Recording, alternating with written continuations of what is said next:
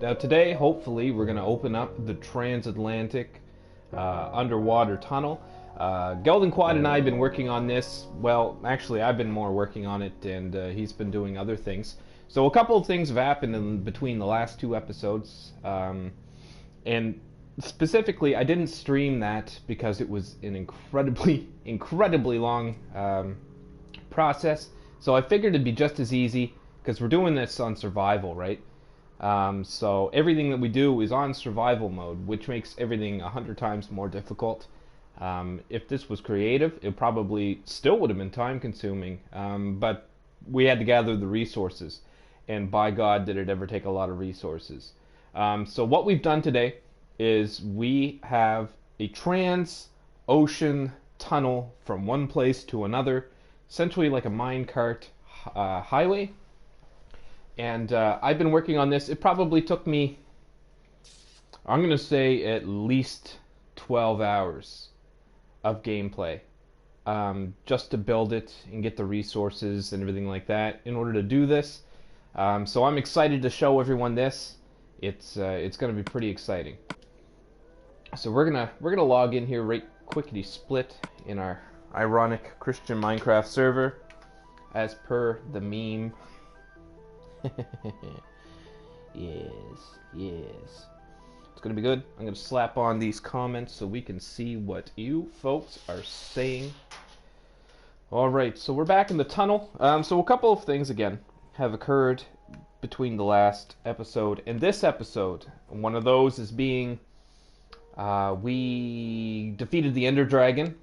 Wish I'd streamed that. But it was kind of a impromptu, let's go kill the Ender Dragon, because we wanted some stuff. So that's what we ended up doing. For anyone that's interested in that, we could probably respawn it and kill it again, but it's actually not nearly as exciting as it sounds. There's a whole bunch of Endermen, and don't look at them, because they'll kill you. You respawn out, you gotta come back in, and you just shoot it. There's big towers with crystals on them. You gotta whack the crystals so it doesn't heal it. Long story short, it's actually not that exciting. One thing that we are gonna do is we are gonna defeat the Wither?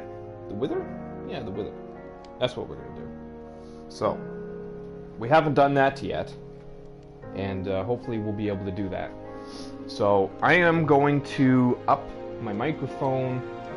I've been going back through the other ones, and I kind of noticed that we've had an issue with the audio being a little lower than I would like it to, especially on recording. So just give me a quick sec here.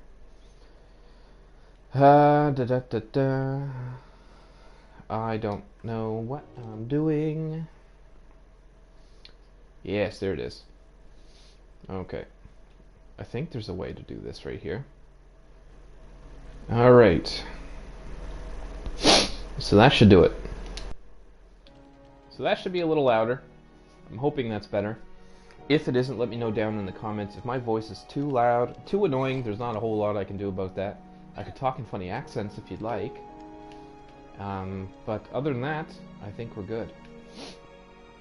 So anyways, what we are doing, I have to remember where I've put everything. Because we just came out of the end, and that's that. Also, as a side note, I want you all to see my, look at that. As a funeral director, I love that. Have a fan casket day. Isn't that sick? Isn't that sick?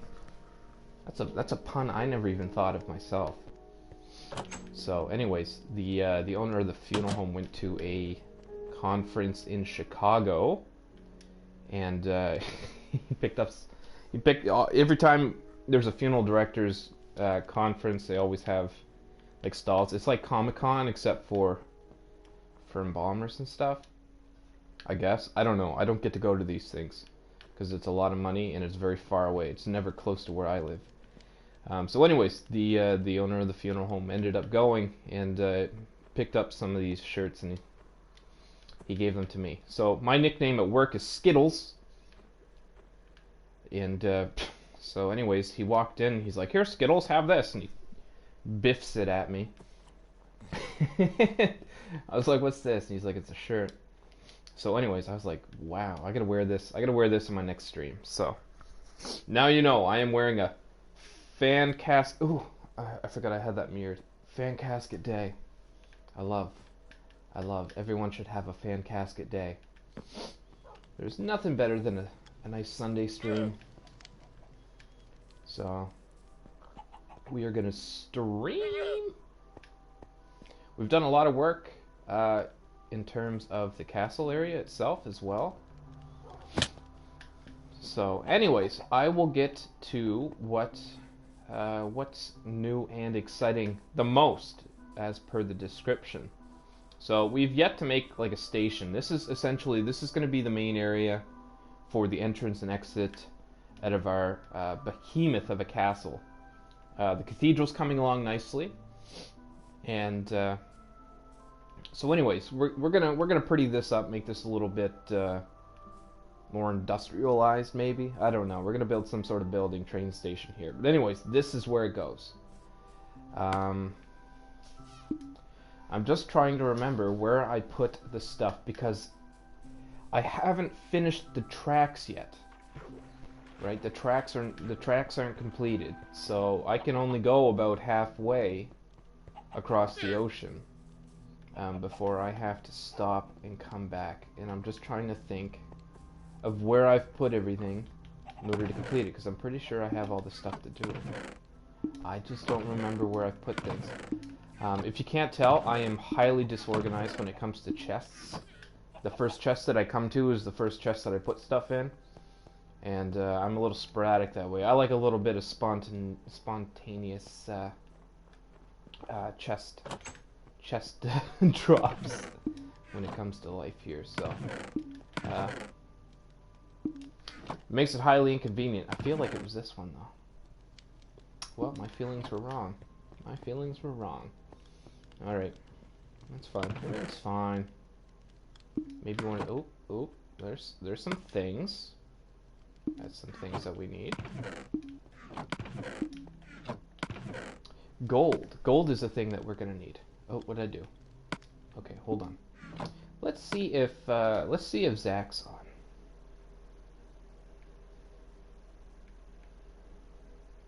He is not. He is not.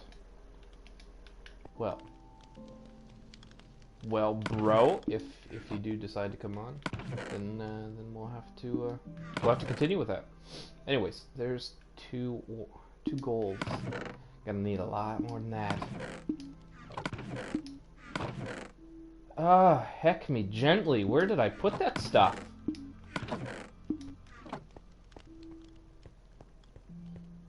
There. Okay. That's part of it. That's part of it there. We have a minecart on there right now. Okay, yeah. I put it here. Sticks.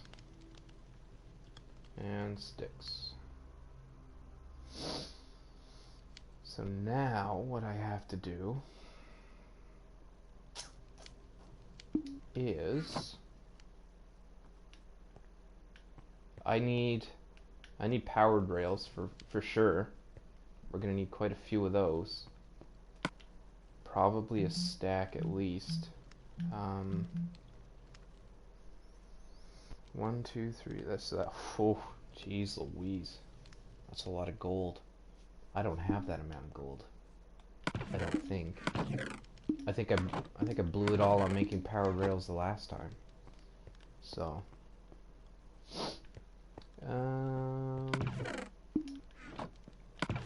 I know Geldens probably has more than enough to do that stuff, but that's his stuff. Can't do that. Thanks, I love this hat. It makes me smart, kind of like Jimmy Neutron. Big shout out to Squeals for giving me this awesome hat. Squeals gave me the brain hat. There's 2 gold upstairs in my house. Yeah, I'm gonna need like a stack of gold in order to accomplish this. I don't think it's gonna happen. Squeals, if you have a second, could you message Gelden and see if he wants to come on? and to send me a party invite if that is the case.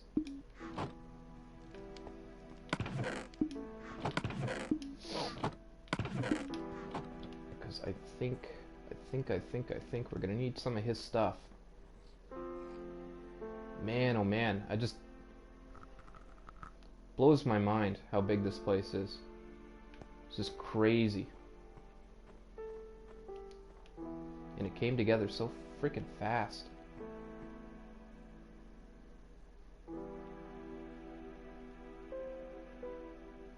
I wish there was a way you could tell exactly how many blocks you've placed, like in a particular area, because I would love to know exactly how many this place is. This has got to be literally tens of thousands of blocks to build this whole castle and the cathedral.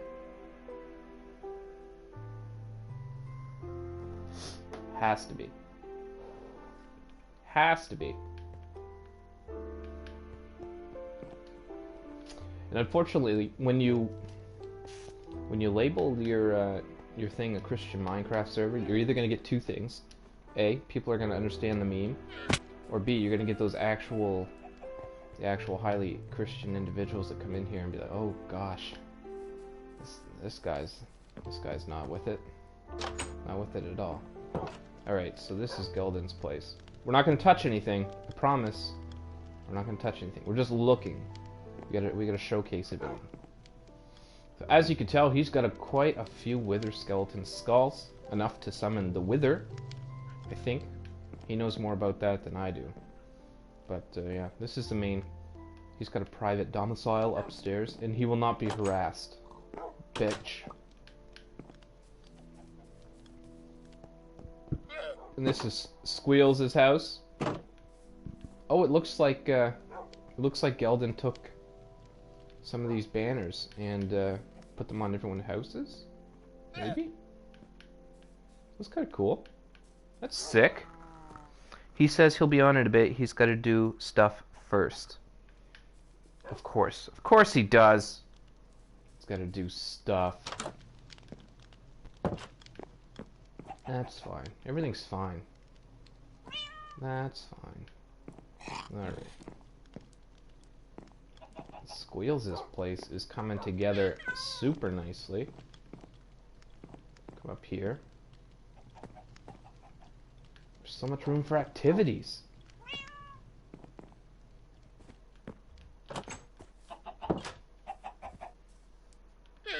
Look at this lantern hanging off the tree. Isn't that majestic?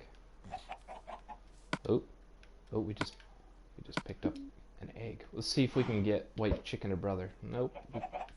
White cheddar. White cheddar, sorry.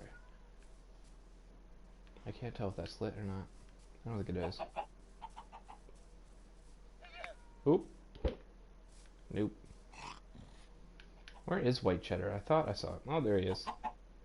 White cheddar! And Penelope the cow. How that shrub can hold up the weight of a cow is beyond me. Whimsical as heck. You're right, it is. You're right, it is.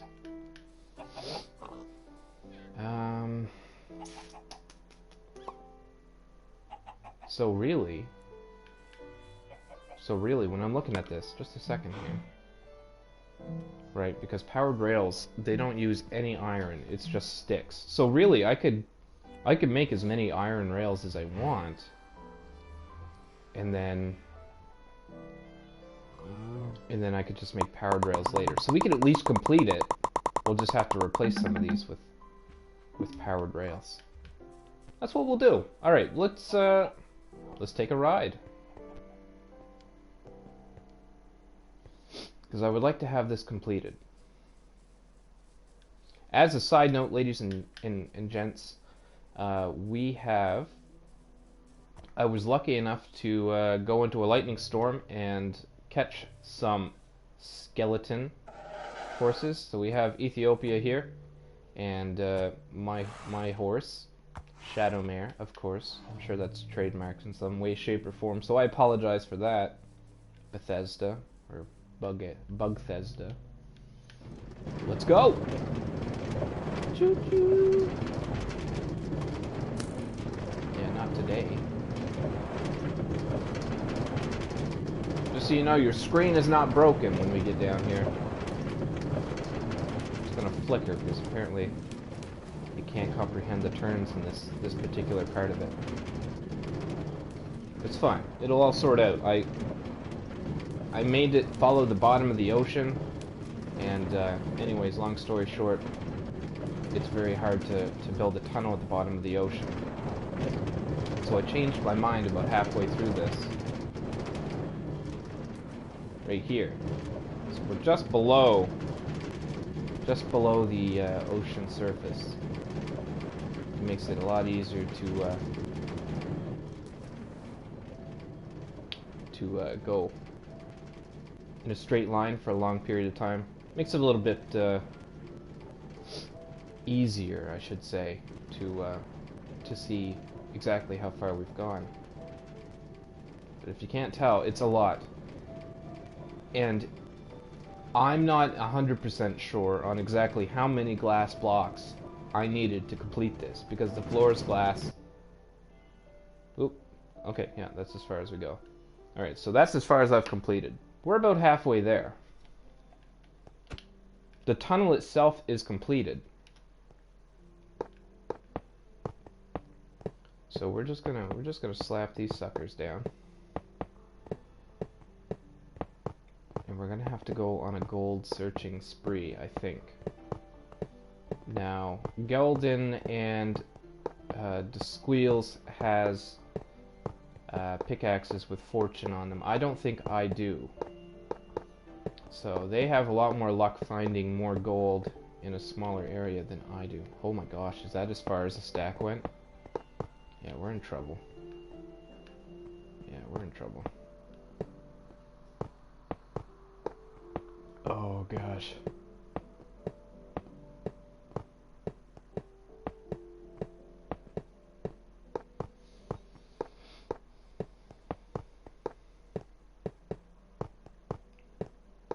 Well, we'll see how far this goes.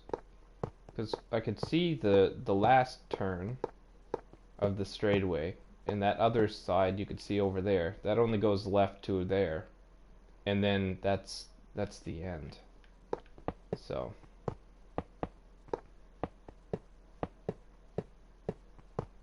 we made this because it was going to be cool as heck. It was a good trial, because if this works, I mean, for one, this is going from the castle straight to the iron farm that we've built, which is in an underwater temple. We cleared out an underwater temple, we built an iron golem farm in it, and this just makes it easier for us to go to and from. All iron was collected via an iron farm, which it's good supplementary. I'm not really sure what the drop rates are. It's between 3 and 5 per golem, but the issue is that we were having some technical difficulties, as per the last stream, on getting them to actually spawn within it and not get stuck somewheres. So, oh gosh, yeah, we got plenty. Maybe. Get rid of that because that drives me crazy. Yeah.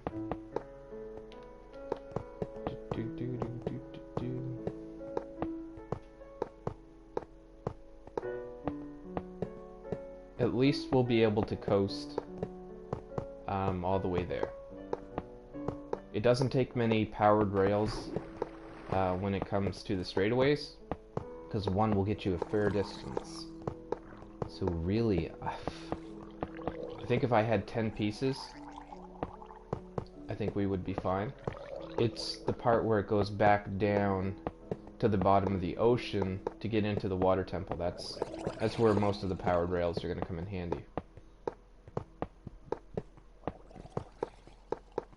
Alright, so there's the water temple right there.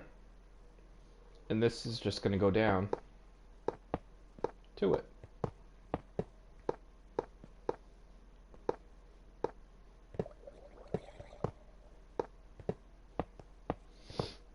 Making this downhill part was absolute poison. It is so hard to distinguish with glass blocks.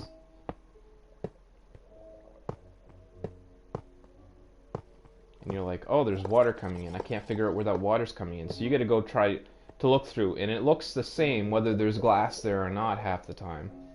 So you're trying to figure out that one block that you've missed.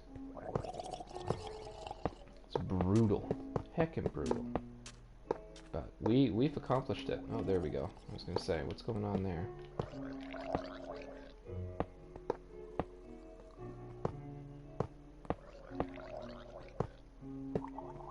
Alright.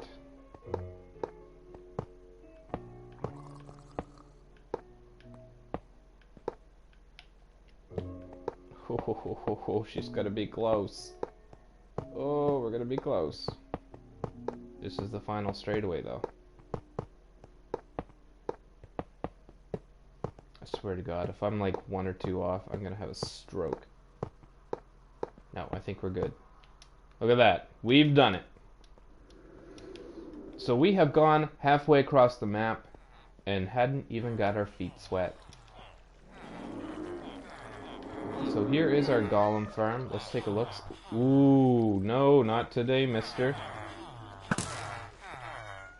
What are you spawning up in here for? You don't belong here. No siree.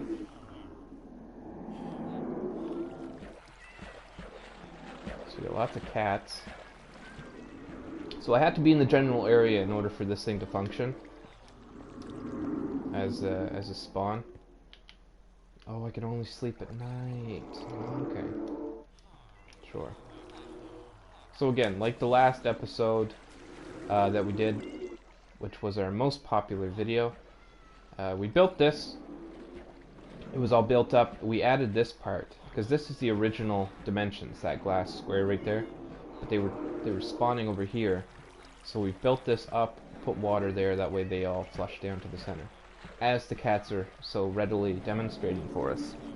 I have to go back to work, but I'm going to AFK the stream. Well, thank you, Squeals. I hope you have a wonderful day at work. And we'll see you soon. Alright. Alright.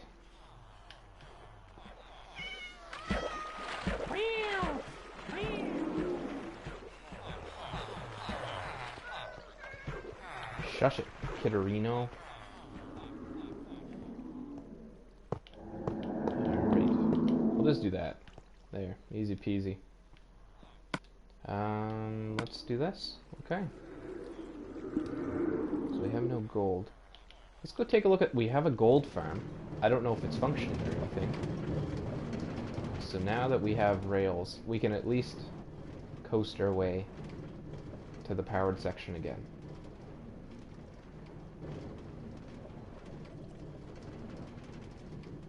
I'm pretty excited about this whole project. This took a phenomenal amount of time. I mean, it's one thing to build a tunnel like this and put rail carts in it. Like if you're tunneling underground, it's more like just knocking 2 blocks high wherever you want to go. But to build this as a separate structure is very difficult. And time consuming, really, not so much difficult. But do that underwater and then have to drain it of water. That's a pain in the ass. That's what that is.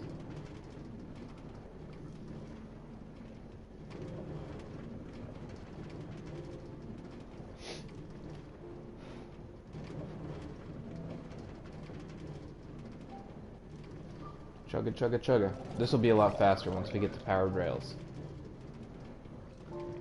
But we have a gold farm. I'm not sure if it's functioning or anything like that.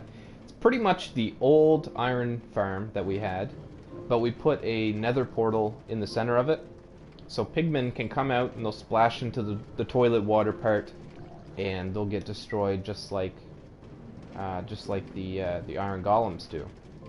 And the pig zombies, they tend to drop gold ingots. That was the plan. They don't seem to spawn all too much. I'm not sure if there's a better way. I haven't looked into it. But just for kind of an AFK trial and error thing, we did have some that spawned. So, but the issue is trying to get them to die because they seem to be immune to fire. I shouldn't have been surprised, but anyways. So maybe we'll go take a look at that. Maybe that's what we'll do.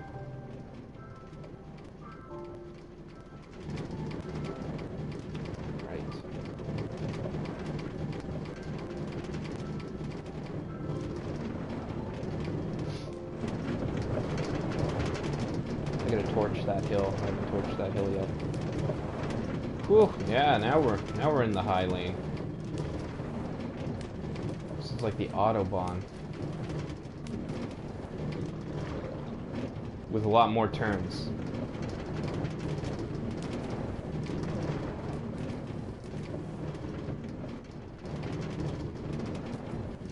Nice. That's it, folks. That's it.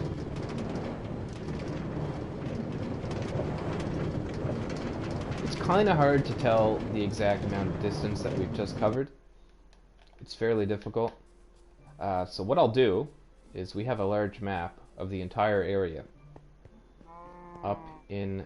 I don't remember if he... Geldon made copies of it because I didn't want to touch it. We'll go take a look. I think he put one in my castle. I know there's one in Squeals's and mine. That isn't it. I think he put it down here. Yeah, that's it. Okay. So this is the cathedral right here. This block, and this is our houses and the towers and stuff like that. This is where we're at. Where we were is down here. So you can kind of see exactly how much of a distance that is. So we come all the way from this, and it comes down. It's really hard to use this. I've got the sensitivity so high. Okay, so we come out of here and we come straight down pretty much. This is where we come back up to the surface, and then it comes all the way over here. We touch this, and then we're more or less coming straight down. More or less, like right here. Basically, kind of, sort of. So anyways, yeah. It's and that's a full-size map, I think. So that kind of gives you an idea of exactly how far we've gone underwater. Is that a thing? I don't know what that is. All right. Yes, the gold farm. That's where we're going. Oh, like totally forgot, dude. Let's shred some gnar. Ow. Like, don't do that or whatever.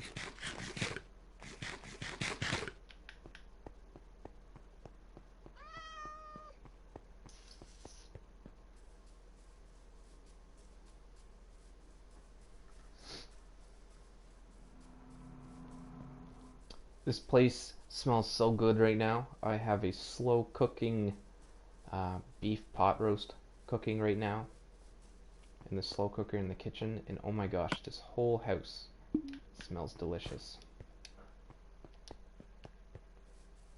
They're all more than welcome to attend. You can have some slow cooked beef, potatoes, turnip, and carrots, and caramelized onions.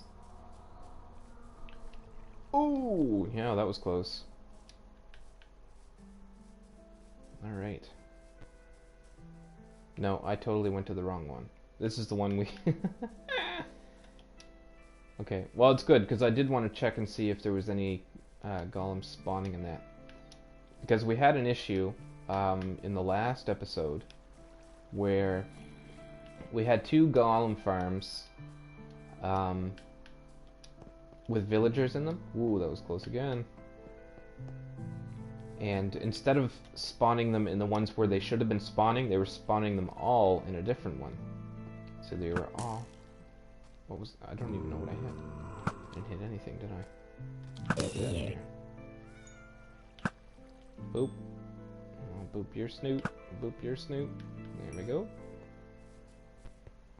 Okay, so this is the one. This is the one. I'm not sure if there's an actual way to get in here. I haven't even gotten in here yet, so... I don't know. It appears to be a cavern. It's very dark. It's very dark right now.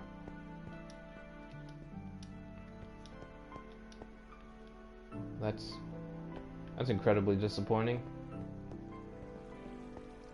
We had clear-cut this area because we had to move the castle walls back for the cathedral. And, yeah, oh yeah, look at this water elevator. That's what we'll do. Easy. Ooh, woo, hoo, hoo, hoo, hoo. You gonna play me like that? I seen my hearts. I seen my hearts just as soon as I went to shoot him. And I was like, uh-oh. Biscottio. It's fine. Everything's fine. There goes 47 levels, though. 40, probably. If we're lucky enough to get him back. It's fine. That's fine. That's just an auto fishing away, is what that is.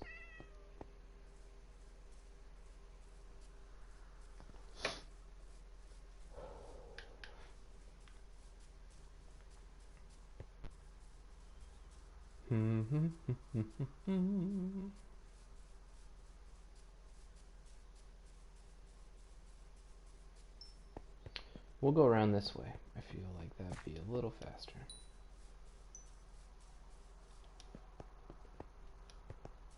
That petty amount of experience we got for killing those two. I was like, yeah, I'm just gonna leave that. Ooh, nope. No, you leave me alone. No, you leave me alone. Mister. Ow. Wow, we've almost died again. What? Where was he? I ain't playing that game anymore. You can frick right off, Ricky.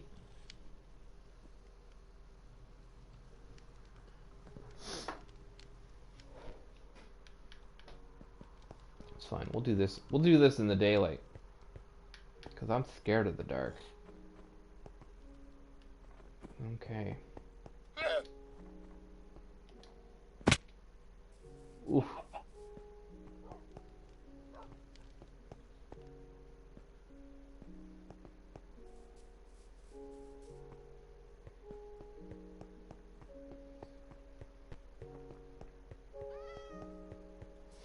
This this cathedral is so big.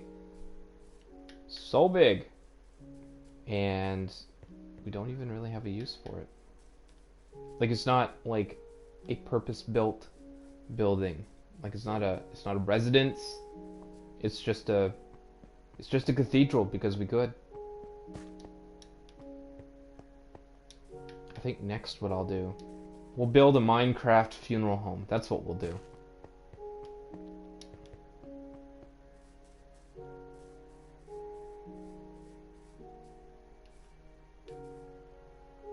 Okay. We'll pick that up.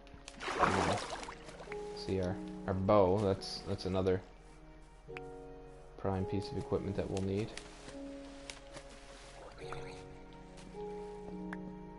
Okay, there's that. Ow. Stop it. All of our stuff appears to be here still, so...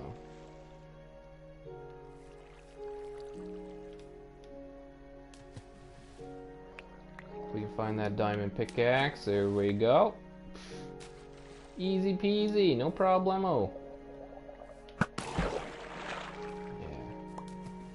Time for you to go to sleep.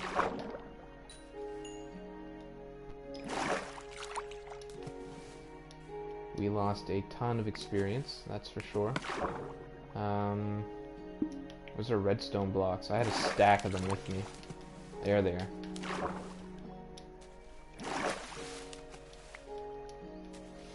As easy as redstone is to collect, that is a lot of redstone in those blocks. A lot. Oh, there's stuff all over the place, isn't there? Put all this stuff back in here. We don't need it. Put that in there, that in there, that in there. There, that'll do. That'll do.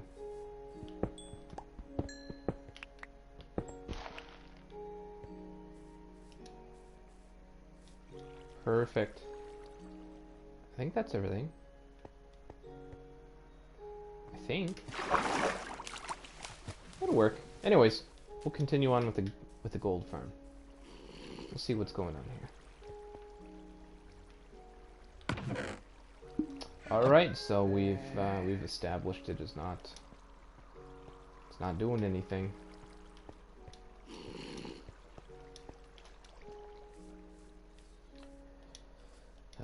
Let's see.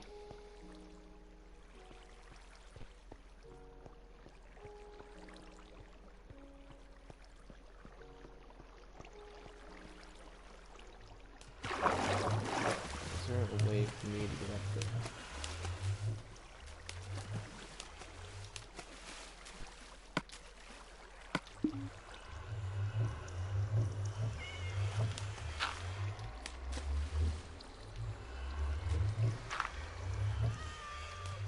Oop.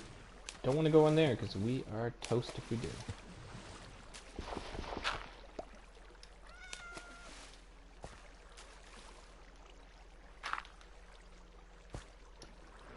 Let's see where this goes, because I don't even know where it ends up.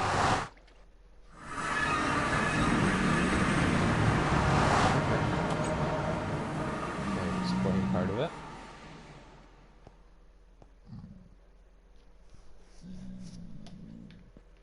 So it's just using this one.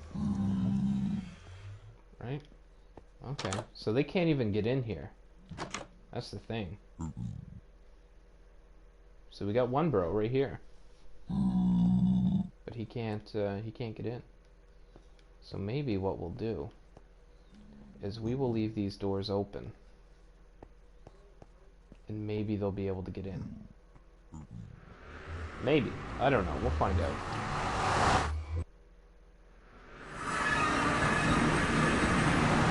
Because that is going to lead them up here. So that seems to be the main... So maybe we should break this one. Alright, we'll find out here shortly. We'll find out. I will be right back, however. I have to go and check on my dinners.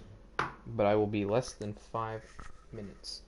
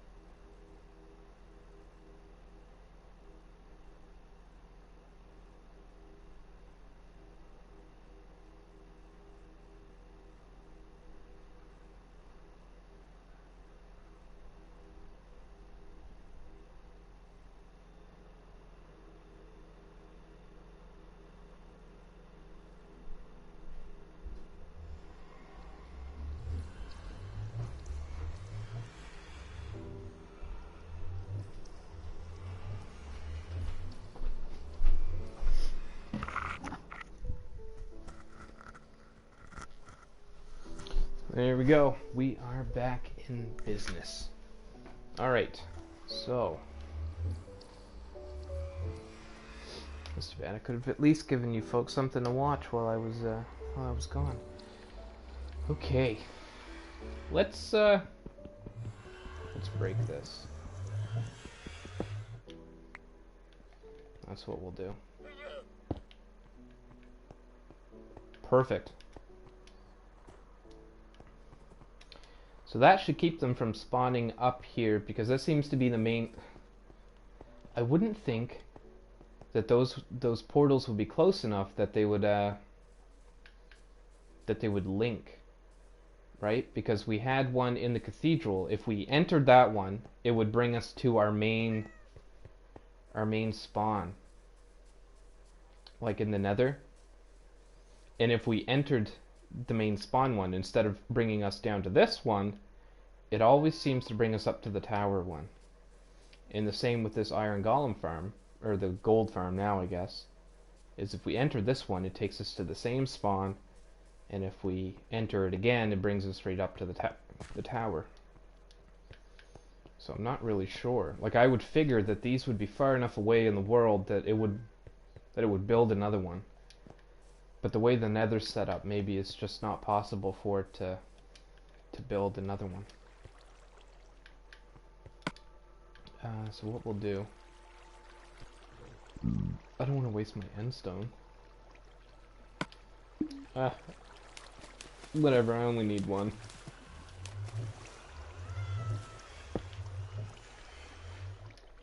We'll keep that. Alright, let's see where this goes.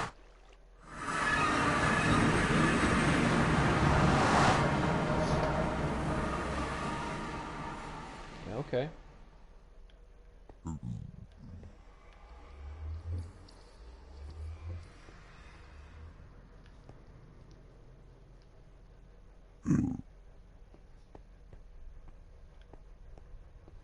You're stuck up there, aren't you, bro? There. No, you're not. Right? Whew. Just for proof of concept here, I'm gonna try to shove you into this. Come on. Let's go. I will end you, buddy. Come on.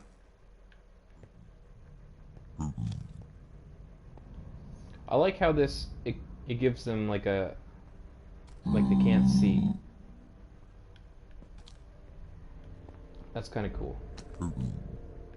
It kind of makes more sense why they're not hostile. Right. Into the portal. There we go. He's gone. Let's go see where he went.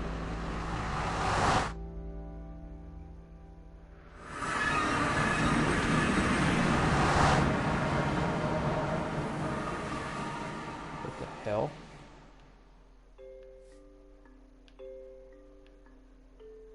Where the hell is this?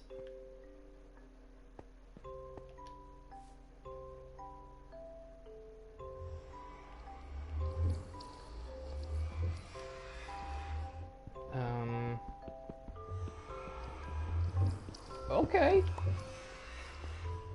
That's interesting. That's interesting. I don't really follow what just transpired there, but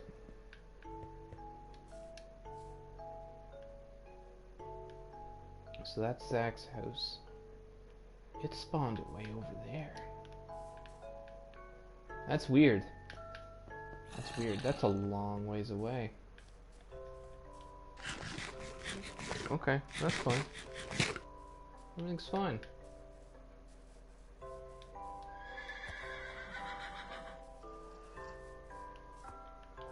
Not in my house, you don't. Get out of here.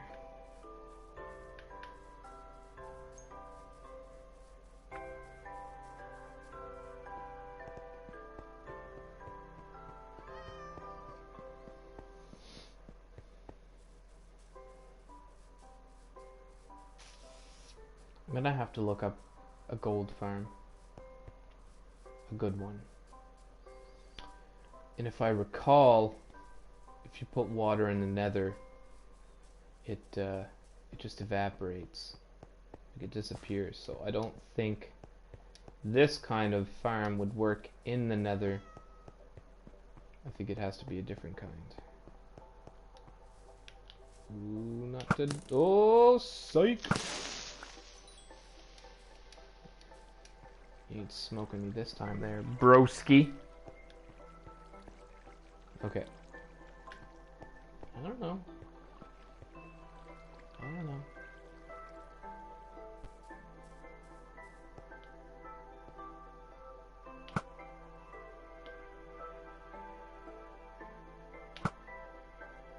Oh, that's hardly fair. I mean, whatever, he's gone, but...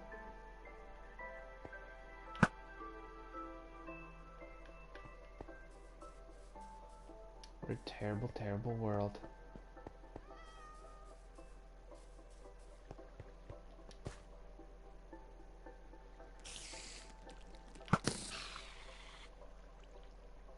Yeah, if you could just go ahead and die, that'd be great. Oop, overshot you a little, didn't I? There we go. Just keep turning around, they just keep coming back. We don't need your string, we don't need your spooter eyes, we have more than enough of those.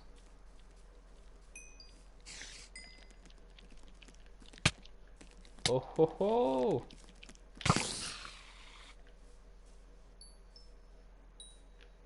There we go.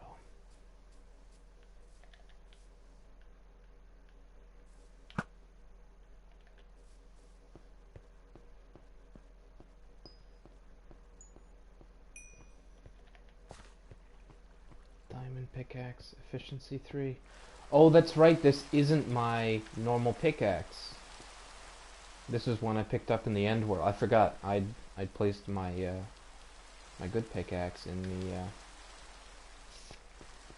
the chest before we went to the end. Well, that's fine. That's fine.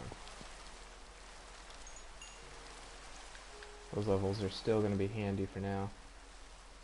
Okay. Alright. That's it. That's it, that's all.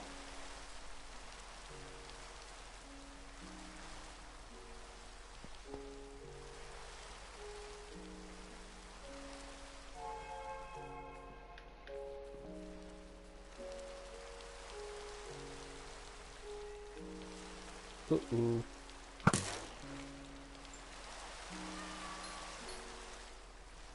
There we go.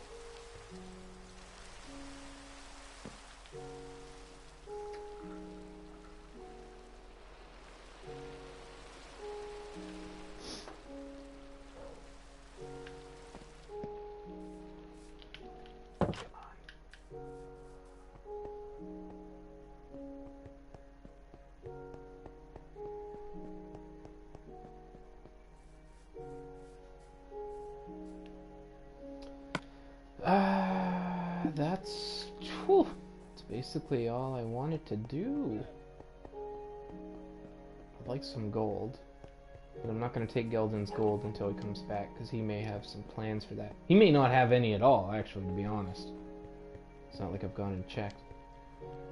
So we'll it's not at all what I wanted to do, but okay.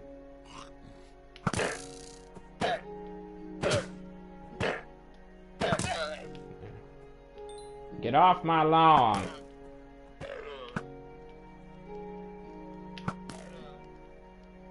Stupid llamas, they spawn everywheres. They go away.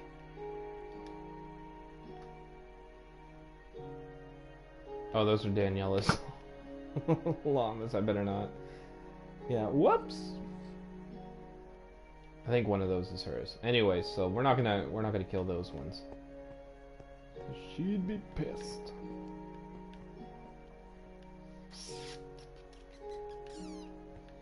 Yeah, yeah, so we got lots of different banners and stuff. I don't know if there's one on here. There is! From destroying the end. I'm sure Geldon's got one. So I'm not sure if... Because I'd like to do some streaming today for Shizzle. Like, we want to do some streaming. Stream. But I'm not sure what we want to stream. I've been having a hankering for Kerbal Space Program for a bit. I would like to do that. I also want to continue on with the Dark Souls. A lot of people seem to thoroughly enjoy Dark Souls. And, anyways, I can't say that that I thoroughly enjoy Dark Souls. That's a game I like to play when I'm in a real relaxed mood, because by God, that game fires me up. So, let's see. So, if anyone has a game in particular that they would like to see played on this channel, whether just to troll me for the sake of seeing if you can actually get me upset, or just because you think it'd be a fun game to watch me play, feel free to drop that down in the comments either after the stream or during the stream. And if you're watching this on YouTube, you can go ahead and place it in the comments on any of the videos there. I watch all the comments. As well as on my Twitch channel homepage, there is a comment box there for questions, qualms, concerns, or just, you know, advice in general. So if you would like to see a particular game played, I would love to hear from you folks, and we will get on that ASAP. But Dark Souls 3 seems to be the most sought after. Kerbal Space Program is a really fun game, personally for me. You know, just the physics and the engineering and behind it is really good. I don't know how 100% accurate it is, because I'm not a... My engineering prowess is not in aerospace engineering, I will tell you that right now. Unfortunately, it's more mechanical and electrical, so... although I do wish I wish I'd gone for civil engineering. Not gonna lie. Civil engineering or biomedical engineering, which was a derivative of the engineering that I had taken in military college. There was a part, a couple of the officers that I knew in the military as well, they had taken biomedical engineering for stuff like prosthetics and stuff like that. And I wish I'd taken that, because that's something I feel like is going to go on for a long time, and the advancement in that field is just going to skyrocket here shortly. Because I know they're making a lot of big updates on that kind of stuff, and that'd be engineering that I could certainly get into. I've dabbled in it a little bit. I knew somebody that had a leg brace, and it was bothering them, and I ended up modifying it a little bit, and it really helped them out. So, but that was more of a personal thing. I didn't do that professionally, unfortunately. But again, Kerbal Space Program is a lot of fun. Console seems to be a little bit restricted in what you can do, unfortunately. I see a lot of mods on KSP on the computer stuff, because, you know, I'd like to build, you know, a Starship Enterprise or something, you know, along the lines of that. A little bit futuristic, because I'm sure, yeah, you can build a rocket and you can get it into the atmosphere, or you can send it out into orbit and then bring it back. That's all fine and dandy, but I do like the fact that if you could mod it, then you could do some pretty interstellar activities. Because if anyone's watched our KSPs, then they know that we've gotten people to space. We've gotten them to the moon, and we've gotten them out of orbit, and they're not coming back. So unfortunately, I ended up having to start a new one, and we're just kind of working up our our science points so we can get some good stuff. But I focused on the second time around science specifically first, because you seem to be able to get a lot more points a lot quicker, because we went bankrupt like 4 times the first time we played that game. And because I didn't do it on creative. I like to do the career on those games. Same with Minecraft. I could have done this all on creative, but where's the fun in that? Anyone can do that. Lost in Space, that's right. It's a big old ripper-rooney. So I'd like to do that. I'd like to do some KSP. But everyone seems to be begging for Dark Souls. Everyone loves to see a man go crazy, apparently. So maybe we'll do some DS3. Maybe. I'm pondering it. I don't know if I have the time to commit to that today, because Dark Souls 3, it takes a long time to get very little area. Plus, the last stream that we did, we had a fella help us out. One of our viewers helped us defeat one of the bosses, the dragon armor, dragon slayer armor. Is that what it is? I don't know. I'm a total pleb at that game. So anyways, we did manage to defeat that boss, which is a blessing all on its own. And we're into a new area that yields endless possibilities, I'm sure. And I was like, oh yeah, we're almost done the game, because we've only got one throne left that we need to put the bosses on, or whatever they are. So, this is true Canadian fashion. I've got to shovel the driveway here. Look at this. So I think when I get a chance to sit down for quite a few hours and do a long ass stream, we're going to do some Dark Souls 3. I think that's the plan. And we're going to see if we can beat that mother friggin' game. Finally. And you know what? Probably the second time around, because I'll probably replay it. I'm not gonna lie. We'll be in a lot better shape.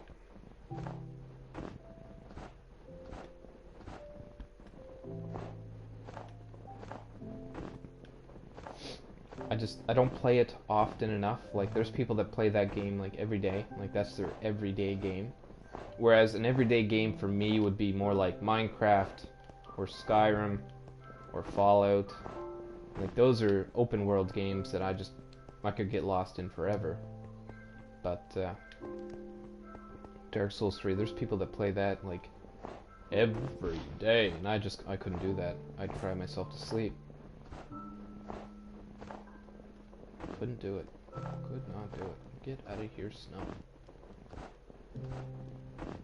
I don't want to pick up snow. That's why I'm beating the snow with a salmon. I'm fresh out of cod, and salmon are nearly extinct here apparently. So, you know, in true Canadian fashion, this is how we shovel our snow here in Canada. We whack it repeatedly with a cooked fish. If you're not, only if you're Canadian would you understand. So don't try to get on my level, okay? A true otaku knows how to shovel snow in Canada.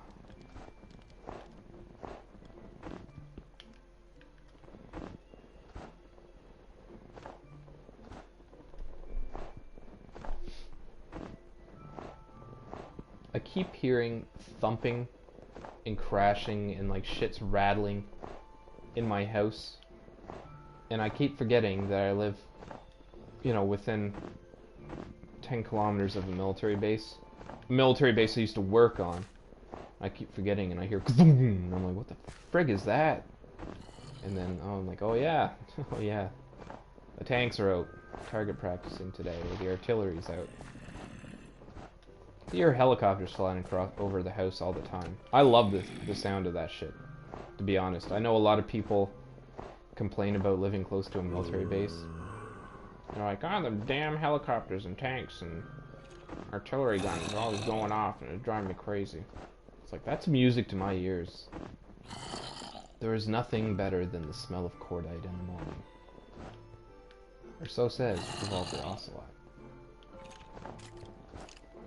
But true story, the smell of gunpowder is beautiful to me.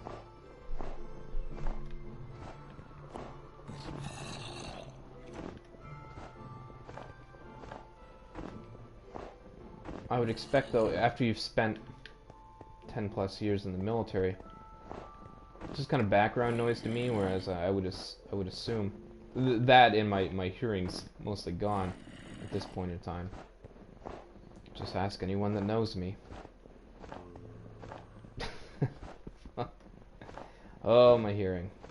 That's okay. Veterans Affairs is treating me good. Not. Here's a funny story for you folks. I'll tell you a funny story. Right? So when I joined the military back in 2007, I joined the military in 2007. Okay, and I got out in 2017. Right? That's when I finally got out of the military. It was actually closer to 2018. But anyways. So when you join the military, you have to go through a medical, stuff like that. So they do a hearing test, and they do vision tests and physical tests and this and that. Make sure your elbows don't bend in three different directions, and you know, you haven't drank the town water too often and stuff like that. Basically, they're like, "Can you move your elbows?" And you're like, "Yep." And they're like, "Good enough." So anyways, long story short, I ended up doing the hearing test, stuff like that. These satellites, they used to be able to pick up FM frequencies, okay?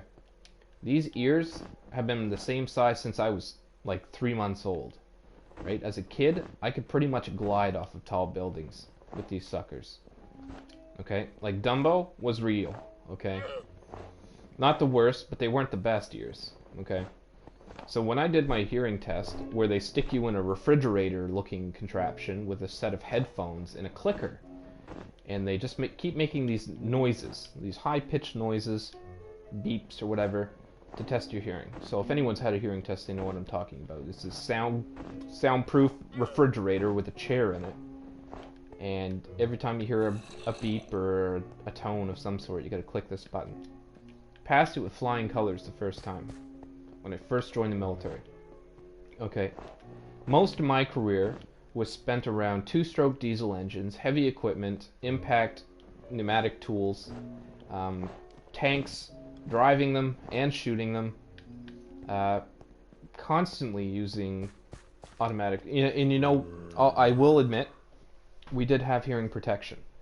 But I mean, hearing protection only does so much when you're standing beside a 155 millimeter cannon, right? It's not a cannon. Oh God, they'd kill me if they heard me say cannon.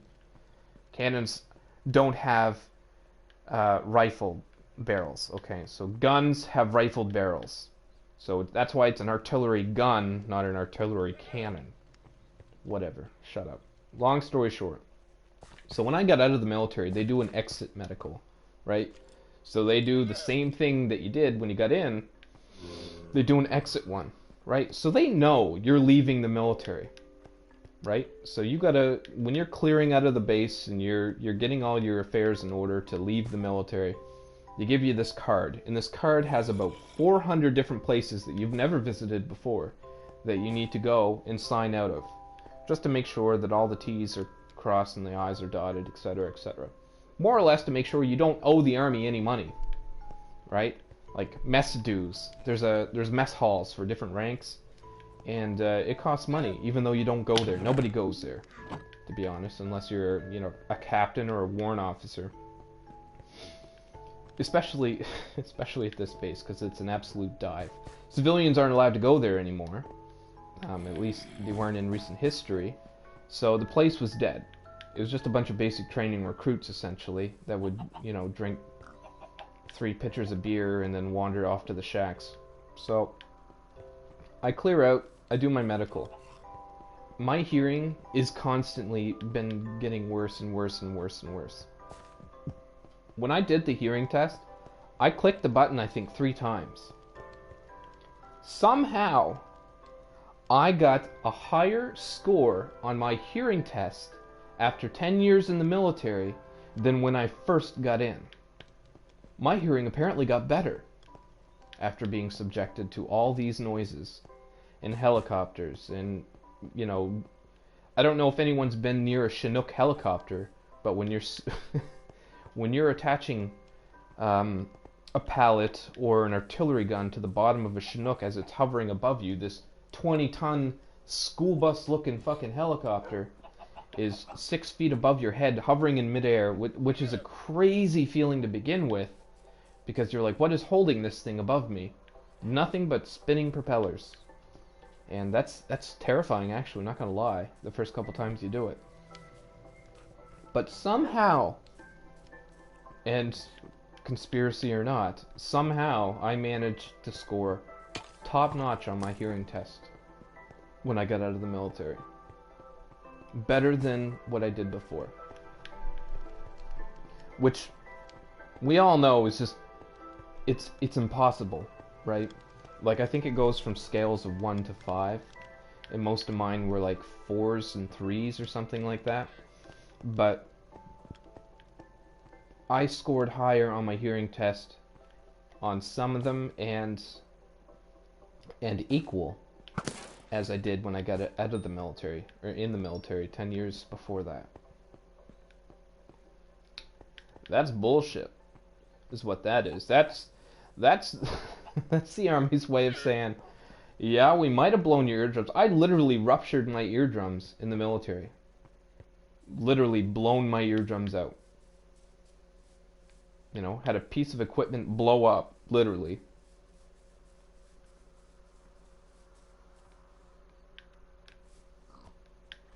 But, yeah, so anyways, you know, they wonder, you know, sometimes they wonder, like, goodness gracious, why are these poor veterans, you know, suffering as much as they do? The Army takes care of you real good.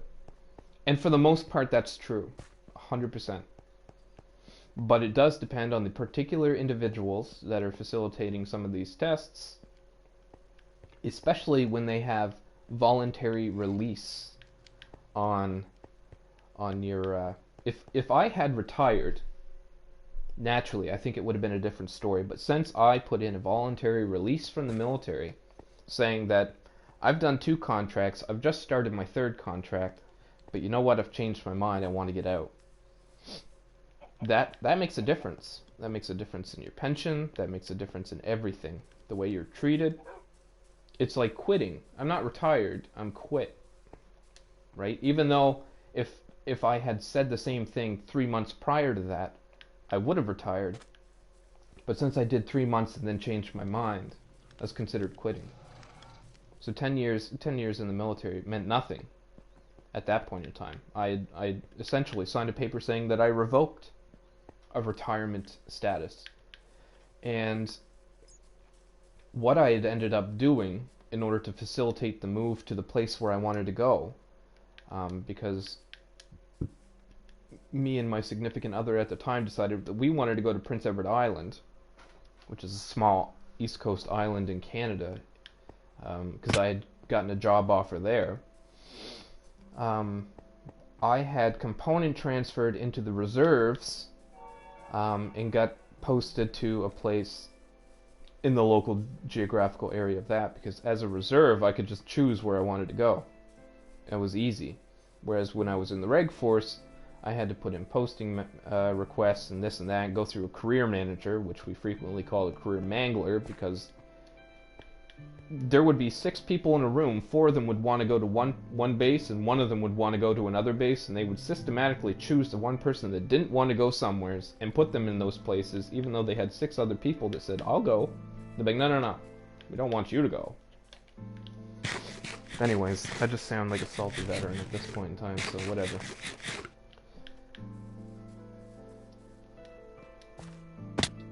It's fine. Everything's fine. It's all fine.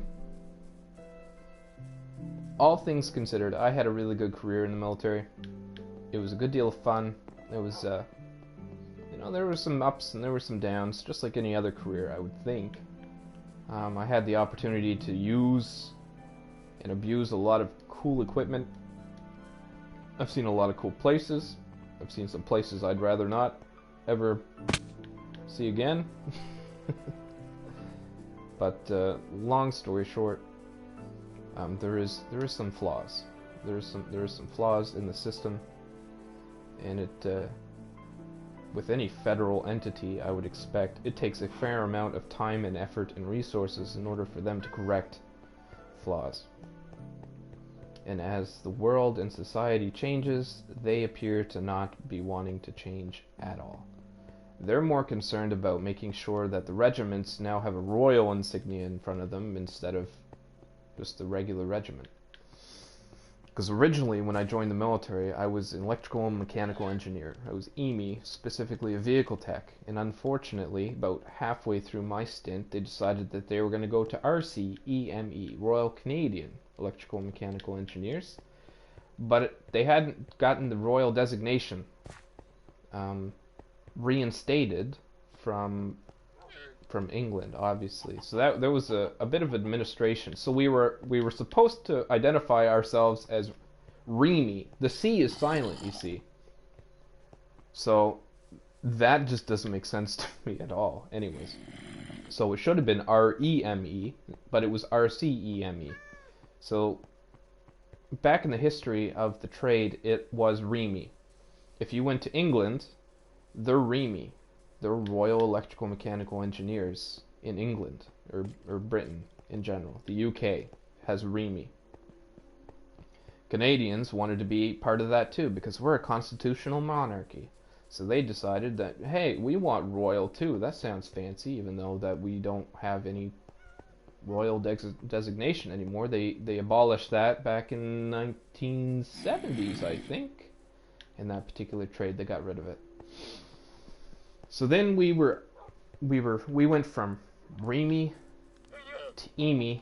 They changed it again to, oh, what was that stupid one?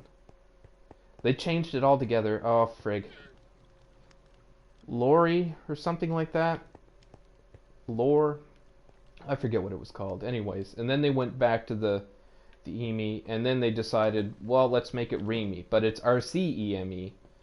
And just don't pronounce the C, which doesn't make sense to me. Doesn't make sense to me at all. So they did that. So everything trade specific had to be changed in names. They changed the names of courses. They changed the names of titles within the trade. If you were a private, you were called a craftsman. If you were a corporal, you were a corporal, master corporal, sergeant, whatever. That changed. So only the privates' ranks changed. But then they decided, shortly after this as well, nationwide, that they were going to trade the stripes for these things called pips, which look like little diamonds. And so all the officers' ranks completely changed. I was on parental leave at that point in time. I was off, and I came back to the military, and they had gone back to the UK ranking structure, where a major had a crown for a rank symbol, but so did a warrant officer. It was just a bigger crown. So you didn't know, I didn't know when I came back, and I'm like, okay, I know a major's got a crown, and, you know, a lieutenant has 2 pips, a second lieutenant's got 1 pip, an officer cadet's got a pip and a stripe, a captain's got 3 pips, so a major's got a crown, a lieutenant colonel's got a pip and a crown, I think, and then a colonel, I don't know, you designate them as sir or ma'am in the military, right? So you didn't have to know specifically what rank they were. You just had to know that they were an officer, and you saluted them as you're supposed to. What was hard for me, especially, was when I went through basic training in the military. I was one of the few courses that ended up having to go to Borden, Ontario, which was a new recruit training center, because most everyone went to a specific base in Quebec, Canada, Saint Jean. I didn't go there. I never went there. I ended up going to Ontario because there were so many recruits going through basic training at the time that they didn't have enough room, and they had so they sent me to a Naval Reserve Training Division, NRTD. and I ended up going through there. So the ranking structure that I had to deal with was all Navy ranks. And guess what? They're not even close to being the same. You've got seaman. What was it? Oh my gosh, it's been forever. It's just like seaman, able seaman, leading seaman, corporalish types or something like that. I don't know. And then master seaman, petty officer second class, which is a sergeant, petty officer first class, which is a warrant officer, and then officer first and second class or something like that. Honestly, I don't remember, but so there, as an army type, I went through a naval training, and then got thrown into an army base. So it's always been, like, oh yeah, that's great, of course. And then you'd have your Navy ranking structure for officers, which is not even close to the Army ones at the time. It's like sub-lieutenant, second sub-lieutenant, subway lieutenant. I don't know. I honestly couldn't tell you, because I didn't spend any time at an actual Navy base. I wish I had, though, to be honest. Those guys got it good, but I think there's only 2 bases that I could have been sent to, but there wasn't ever any need for many of us to go there. So once some of the guys got there, they hung on to them postings like it was the last thing they did. Because I think it was only Comox, BC, and maybe Halifax, Nova Scotia. I didn't want to go to Comox, to be honest. That's on the other side of the country from everyone that I knew. So I ended up going to Canadian Forces Base Gagetown, which is in New Brunswick, which is where I hang my hat. And that's where I was from originally. So I was lucky enough to spend most of my career there. But I also ended up going to Shiloh, Manitoba, Trenton, Petawawa, Borden, Wainwright. Wainwright and Shiloh were the 2 worst places I've ever been. Jeez. Charlottetown. I think that's it. No, maybe not.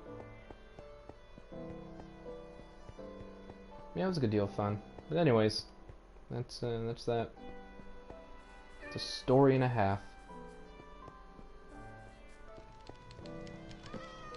I'll tell you an interesting story. So shortly before I got out, I was an MRT commander at a regiment that was formerly an air defense regiment that didn't have any air defense capabilities. So it got turned into a general support unit. And essentially what that stands for is a holding unit for people that signed up for a trade that doesn't exist anymore. So you can just tag along with all the other regiments when they play, and they're kind of like the little brothers, essentially, of everyone. At the particular point in time, I think they finally get some sort of purpose in life now, but when it first started, it was more or less, it was a work party for every other regiment. So, when I was at this regiment, I was an MRT commander in charge of the armored vehicle recovery part. So there was a training exercise on the west coast of Canada where most of our equipment got sent via trains, I think, from Moncton. They flatbedded most of the stuff from Moncton, New Brunswick, and then it got sent on a train to Wainwright, Alberta, whatever it was. And so anyways, the Colonel's armored vehicle was sent there as well. It was the nicest one in the fleet, as you can imagine. We had to take care of that one the bestest. And it's just proper etiquette. So anyways, this sucker comes back, this armored vehicle, and oh, that's cool. You can see that. That's neat. So this armored vehicle comes back from the training exercise, and it's been sitting in the parking lot in the compound for, I don't know, 3 or 4 weeks after it came back.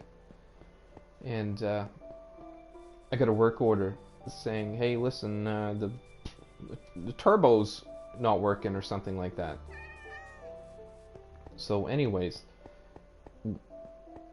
I had to get a crew commander, somebody that sits up in the turret essentially, make sure I don't run over anyone. So I got a crew commander who was one of my fellow techs, and we had to test drive this thing, right? Because I did the stall test, which essentially is you put it in drive, you hold the brake, and you hold the gas, and see how far the tack goes up. If it's spooling good, if it's got plenty of power, then it'll get to a certain RPM perfectly fine, unless the transmission's slipping.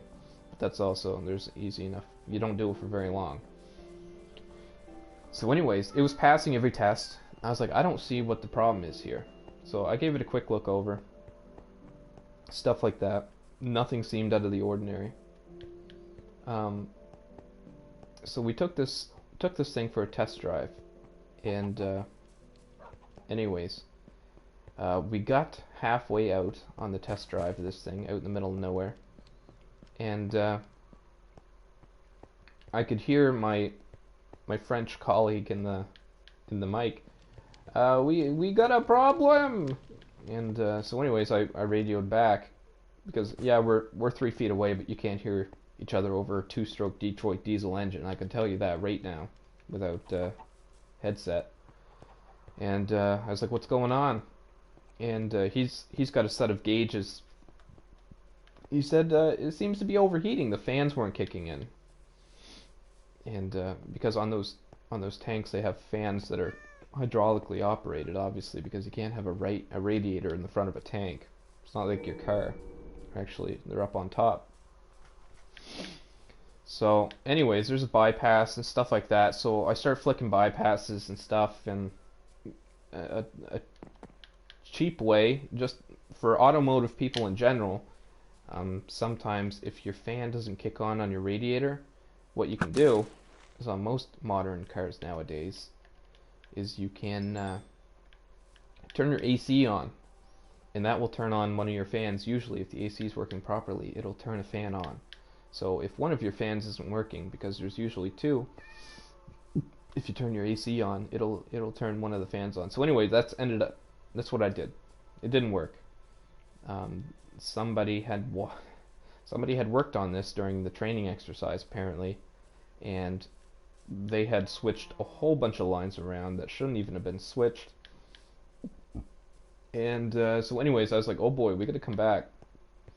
So anyways, we are flying back onto the base, and I pull into the compound, and everyone's working on the big army tents and stuff like that.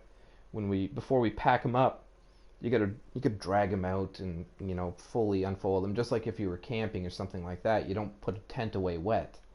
So everyone's out in the compound. There's 100 people, and they're all, you know, unfolding tents and stuff like that, and getting ready to pack all this stuff up for next year or next deployment, whatever it is. So I'm pulling into the gate, and all of a sudden, boom! Smoke starts rolling out of this thing in front of 100 people, the colonel included, as I'm driving his vehicle. Smoke starts going off. All of a sudden, the stupid thing catches on fire because there was a hydraulic leak, because somebody had hooked 2 pressure lines together, so they were fighting against themselves. And it blew a hydraulic line, which was right above the turbo, which caught the thing on fire, which sent the freaking thing into, oh gosh, we gotta put the fire out thing. So it fires off all the APHIS bottles, which I don't know if anyone knows anything about hydrocarbons, but their sole purpose in life is to suck the oxygen out of an enclosed area to put out a fire. That's what that stuff's for. It's illegal to use unless you're part of the federal government, and there's very stringent regulations on how it's handled and stuff like that. Most of them have been changed over, but the ones on deployments I don't think were. So anyways, so here I am with alarms and buzzers going off, the things, and, you know, smoking like it's going out of style. 100 people, and everyone just stops and looks at me, and the crew commander's climbing out of the turret, and he jumps out of it. And here I am flicking switches trying to get the thing to shut off. And anyways, long story short, it wasn't that big of a deal. The fire extinguishers knocked it out real quick. But Anyways, I climb out of it, and everyone just stop, and like it's just like I park this thing in front of an audience or something like that. And everyone's like, "Yeah!" And everyone starts clapping and stuff like that. So, anyways, I ended up having to fix that, but that was something I'll never forget. Is I couldn't have blown this thing up, somewhere's out in the woods, where nobody would have seen it. I had to blow it up in front of 100 of my colleagues and the colonel who it belonged to. But it wasn't necessarily my fault. But hindsight 2020, I wish I could have fixed it. But at the same time, what the work order said was nowhere close to what the actual problem was. So they said the turbo was no good.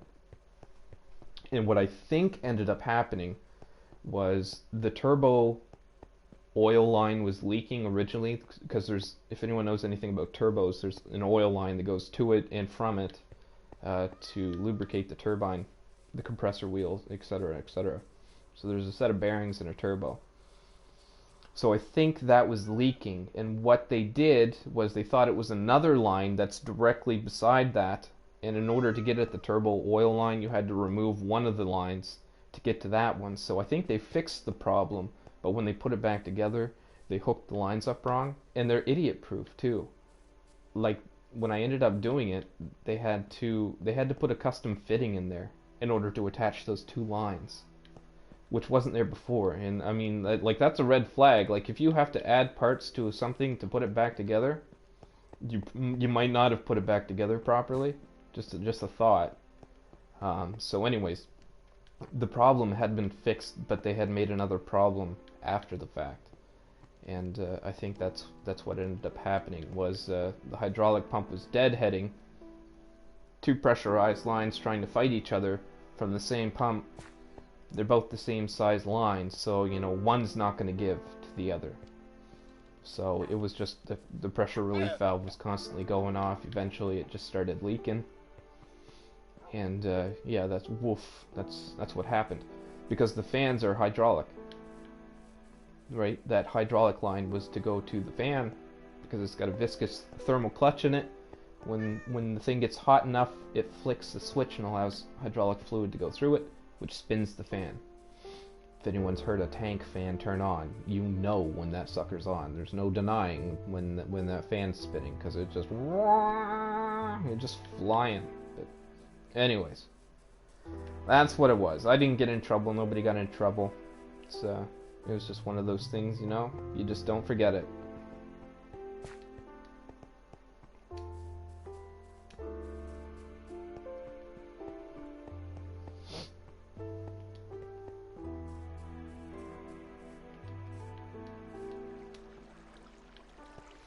I will never forget the look on George's face, however, when he climbed out of that thing with smoke all over it. The panicked look on his face. Yeah. It's not every day that something like that catches on fire, so, I mean.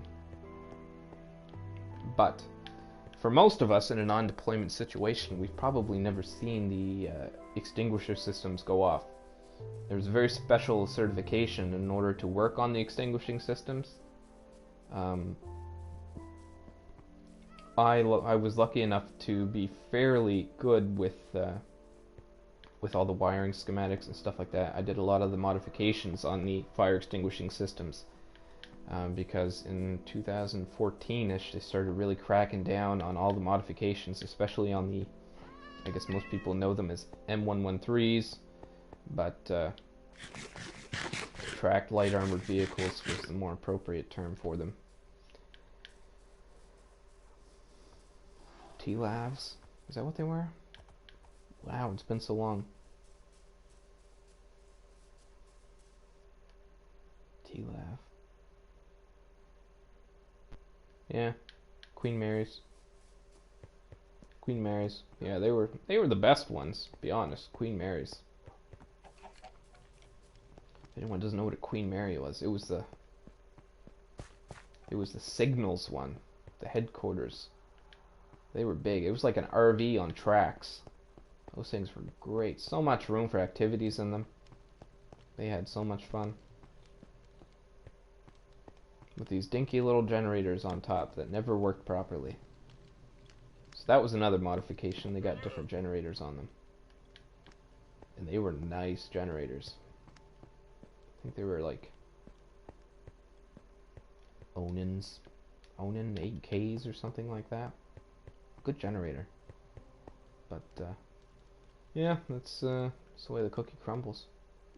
Something tells me a creeper was there.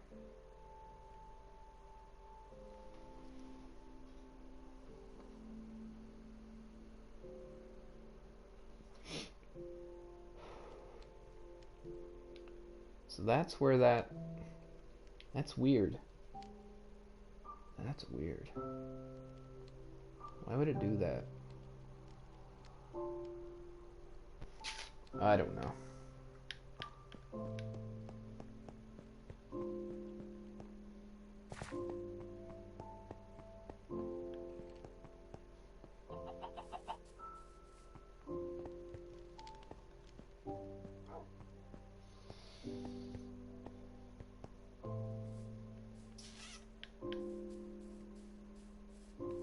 All right.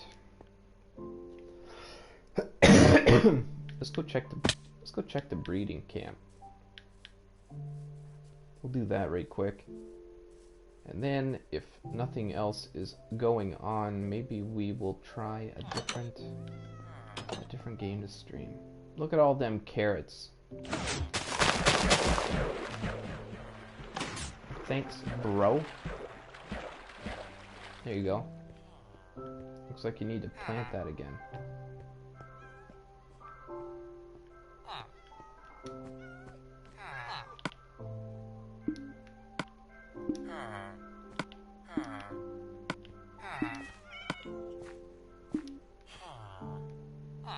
It's a lot of carrots. So we should have 2 people in here that could potentially breed at any point in time. All we have to do is flick this lever and all those carrots that went into that collector will get dispensed down here. Because it's right up there. Right there.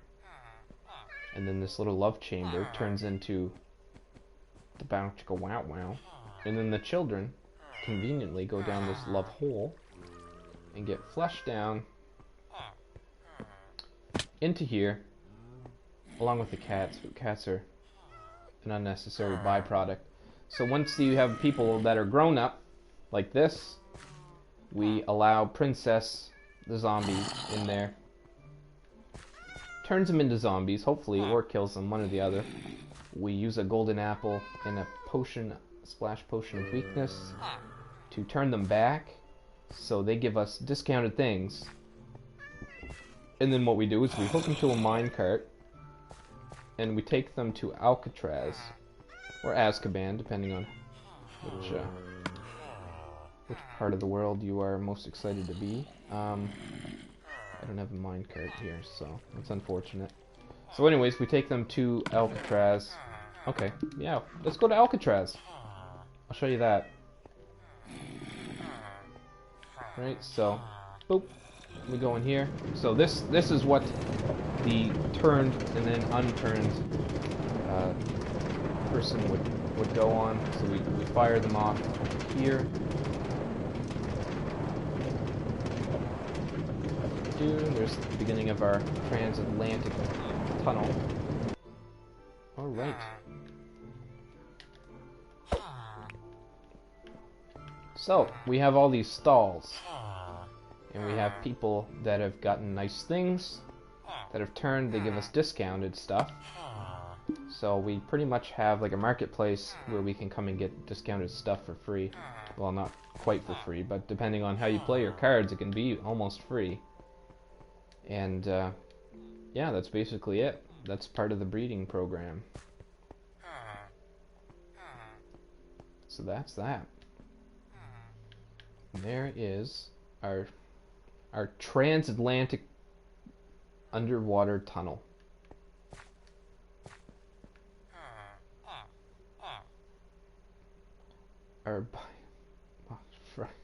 I don't know what that says.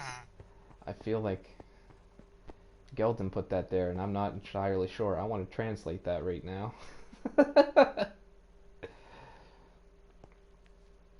Because he's either put something German or Latin, in both of which I'm afraid to know what it says. So anyways, yeah, we can see that from the castle all the way across, down here, down underwater, follows this, pretty much goes to there, and then goes up to that island, and then all the way down this way. So that's pretty nifty. All right, let's go back. Choo-choo. That's cool. That's friggin' cool.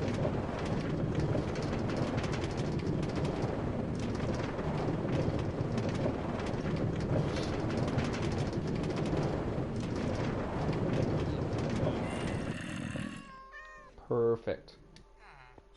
Perfect.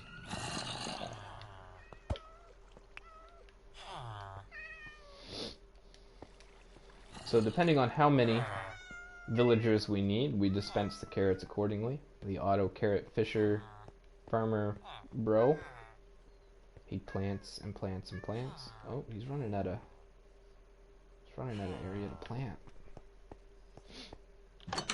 This seems to be the only issue with that farm, is that oftentimes he doesn't plant stuff and it just turns into normal dirt. So that's too bad. All right, let's take our highway. Let's go check our iron farm. Woo! For being in survival, this is the most extreme build I've done yet.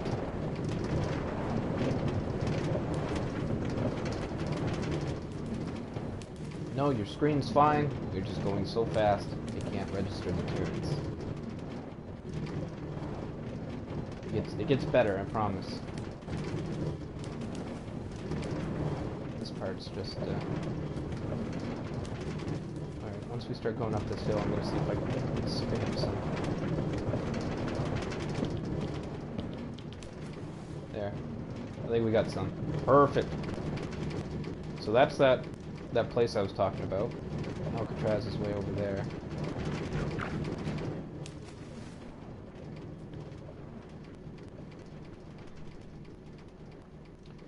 Oh, we need some power rails on this part though. I ran out, so I don't have enough. I gotta collect some gold. It's a big old rip.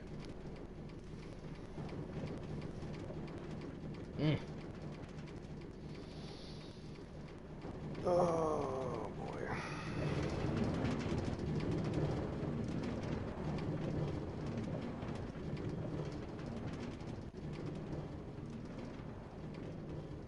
We're almost there.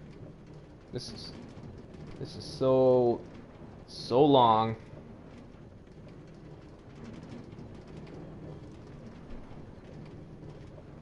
This is insanity.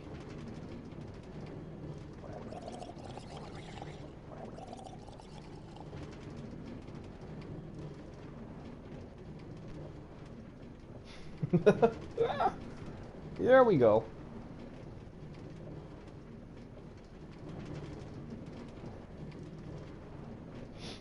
I do like the fact that I moved it up, because the original part was following the ocean floor, and I do like the fact that it's up off the ocean floor, because it makes it a lot easier to make it in a straight line, more or less. Obviously we had to go around some of the islands and stuff like that to get where we're going, but also you get a better view of the area too, because this is just a block underneath the ocean surface, so you can still boat over across it and stuff like that. Like you can't see it sticking out of the water right here, but it also kind of makes it look like it's flying through the air, because it doesn't register the surface of the water. Look at that. Here we are at the iron farm. Ta-da!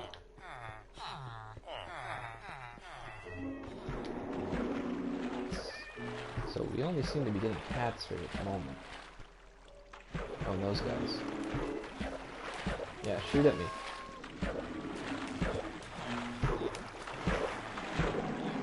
See, when they shoot at you, they can't jump and dive, so he goes down into the killing hole.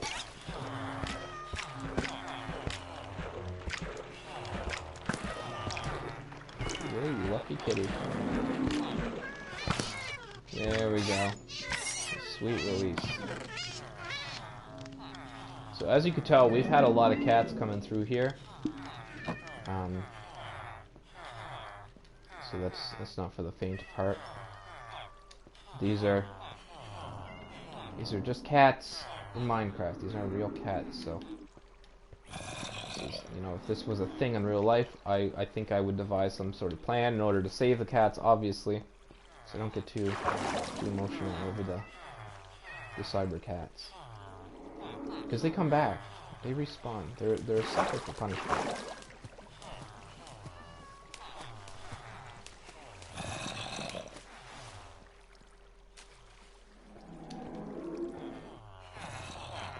So I think if I stay here long enough, there should be some iron golems spawn in. That's more or less it.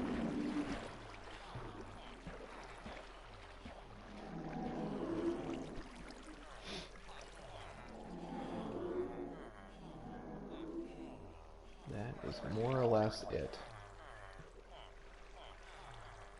Another fun idea I've had for a stream for a while now is on Grand Theft Auto. Unfortunately, I don't play Grand Theft Auto that much anymore, especially online. Since they put in that rocket bike, it's been absolute cancer to play. There's nothing that can touch the rocket bike, except another rocket bike, which I unfortunately do not have. I wish I did, but I spent my money on things that I was actually going to use, and I can't use them because I keep getting blown up with a rocket bike. But anyways, plan for one of the streams is to get as many people as possible as I can in the same lobby that all have the bombers, like the A-10 Warthogs, and pretty much do synchronized flying and carpet bombing of area, essentially trolling people. Like if we get like 6 or 7 of those in a V formation and come down and like carpet bomb because they have like a rocket burst thing you can do, I think that'd be pretty fun. Right? Just like, you son of a bitch! What are you doing there?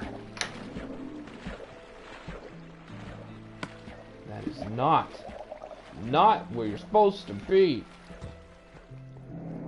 Ugh. I better have a leash here. So help me God. I don't. Alright, we're gonna... Ooh. Oh, he mad. You want some of this? Come on, broski.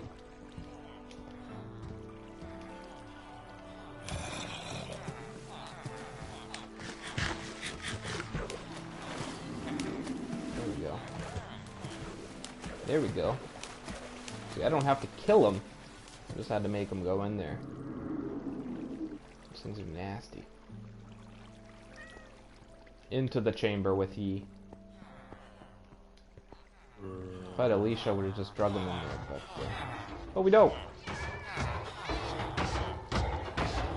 So he gets killed by the lava. It keeps our hands clean from killing them, because the villagers don't like that, you see. And boom!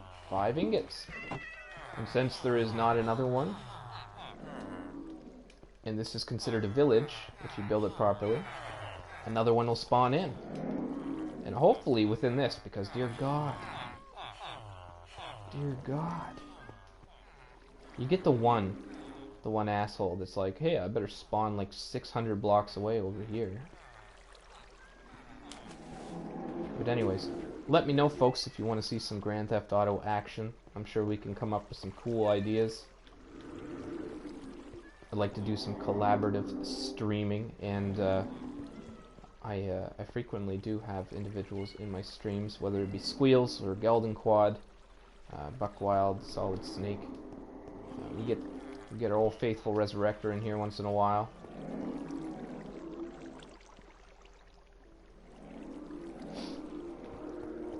As a side note, folks, if you do enjoy watching or listening to what I have to say, which I would be surprised, but anyways, no jokes. Feel free to follow the channel as well as our YouTube channel, which is the same name, The Demi-Surgeon. Frequently, we just changed the name of everything, so you may have known me as Ocelot the Embalmer, but I had changed the name to The Demi-Surgeon, and I thought that was a little bit catchier. So, same name, new name, I guess, and same great formaldehyde taste. I thought that was clever, but maybe it wasn't. Here, get the frig out of here. You don't belong.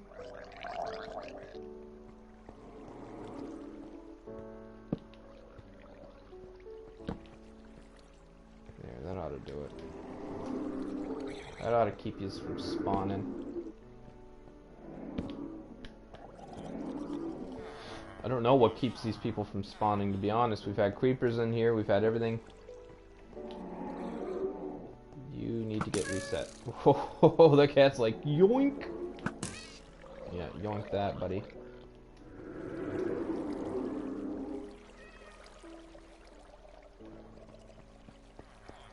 Yoink that. Alright.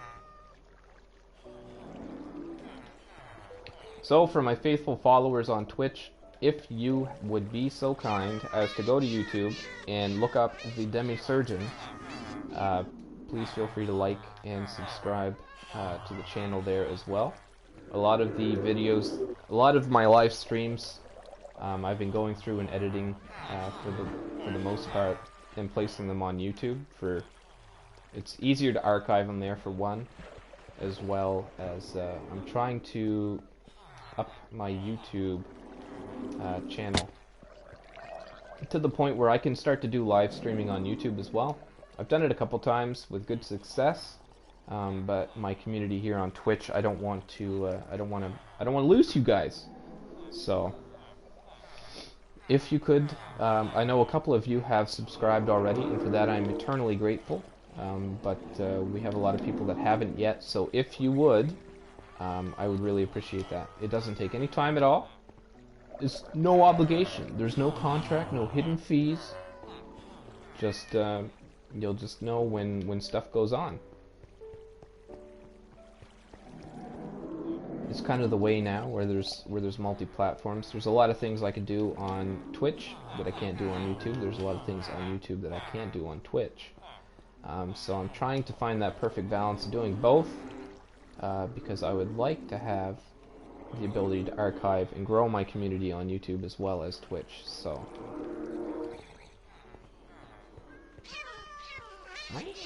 oh, those poor kitters.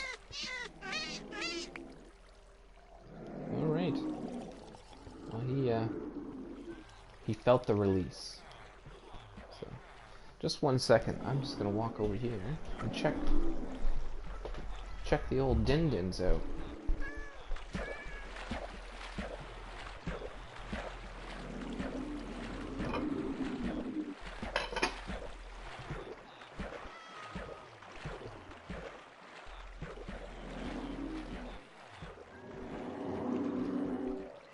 Been cooking for. Yeah, we'll leave it. We'll leave it for now. We'll leave it for now. It's my slow cooked meals.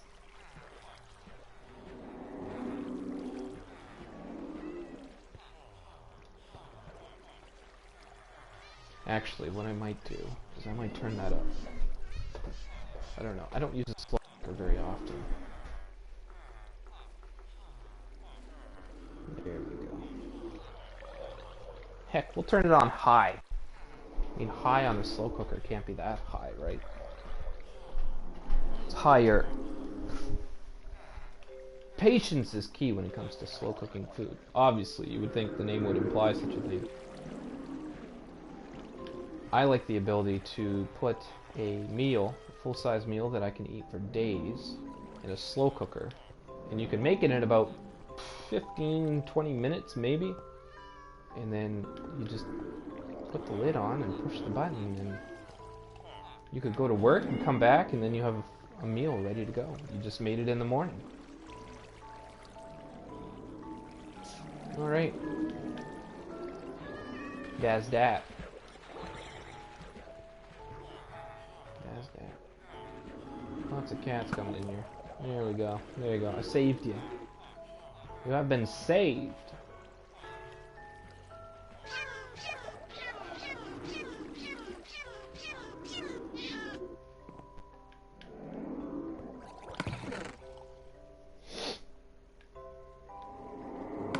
So for folks, I feel like this is pretty common knowledge at this point into the game's life.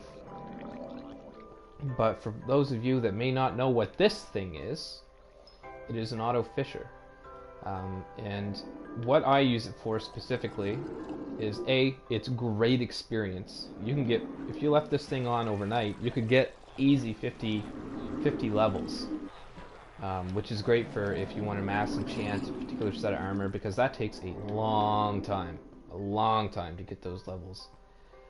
So what I've done is I've built this, which you can find the design on YouTube everywheres. Essentially what it is you have a chest with a hopper. You put the block here, and then you got to put a slab here and a slab here. You fill that with water. There's an iron door behind it, a tripwire, and a tripwire attached to these two hooks. So when you fire it, there's a note block behind here. That's the biggest thing. Okay, I don't know how to make those do things. Anyways, so the note block is there. So that kind of acts as a repeater. So when you throw your thing, the tripwire is activated, which opens the door with that redstone. And as long as you're aiming at that note block, it's just going to keep going and going and going and going and going. You can hold the button down, you can tape it down, you can do whatever you want, and it will just keep catching fish, catching whatever, depending on the things that you have on your fishing rod. The faster or slower it'll go, the more likely you are to catch fish. Mending books, which is the biggest thing that we use them for. In the levels. So the levels just keep coming and coming and coming and coming. So you can up your storage, because I usually run out of storage in a couple of hours of doing this. So as you can see, we caught all sorts of things: loyalty, blah blah blah, blast protection, fire aspect, smite, knockback, sharpness, blah blah blah. So you get the idea. It's good for if you want to mass gather food. It's easy to do that. Enchanting books, all that kind of great stuff. So you can do that. Specifically why I put it here is because we made this, we had issues with the last couple of iron farms being too close to the other villages, and they were registering as not being in the village or being in a different village or blah blah blah, and the iron golems just weren't spawning. And try as we may, I don't know whether it's a bug or not, but console seems to be real finicky on this kind of stuff. I'm sure PC is a little bit different, but on the PS4 version, we were having bugs where these guys, no matter where I put them in the world, they were registering as being in a different village. That wasn't this one, so we weren't getting the population up in our farms to the point where iron golems would spawn. So when we raided this temple, which was a labyrinth, we cleaned it out, drained it of all the water, we put it here. But it's too far away, obviously, as you can tell by our transatlantic highway, for things to just constantly spawn in here. So that's why we've built this. So when I want to collect iron, whether it be overnight or if I'm just working in the general area, they will spawn in here. But since I have this, it's kind of I can do 100 different things at once. I can auto fish this while collecting string and iron and blah blah blah. And it's a great design. So that's one little recommendation I would make to somebody that was interested in doing such a thing. Chorus fruit. I don't know what that is or what I would use it for, but yeah. Ooh. Yeah, we'll put that in there.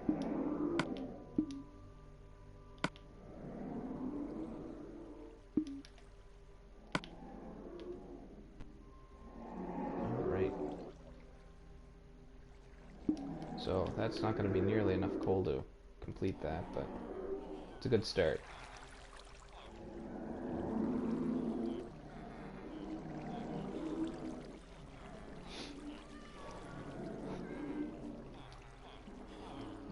So yeah, a lot of this stuff is I'm guessing, and I know there's a lot smarter people when it comes to Minecraft than me, but with perseverance and a good sense of logic here, I've established that the iron golems don't tend to spawn when I'm looking. They always seem to spawn. I've had 3, I think, in total, this entire time we've played, spawn while I was watching, which is weird. So I made this over here because they're apparently shy, and it's close enough that this is considered, you know, the spawnable area. So things spawn and come and go as required. And it's been a really good design so far. We've had to modify the original design, which I found on YouTube as well, which was just this original part. And they're like, oh yeah, this works great. Well, it hasn't ever worked great for me.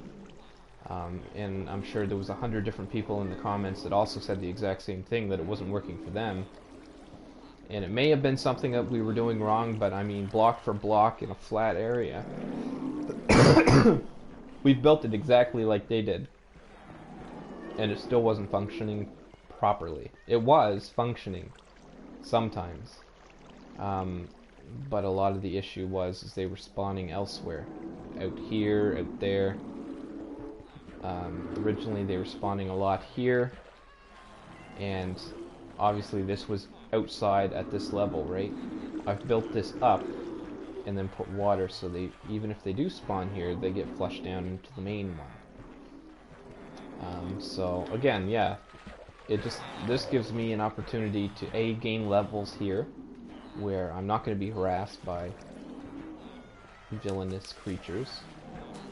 These people spawn in iron golems, so we get farming, we get iron farming, we get all sorts of things going on at the same time. So that's the main idea of this.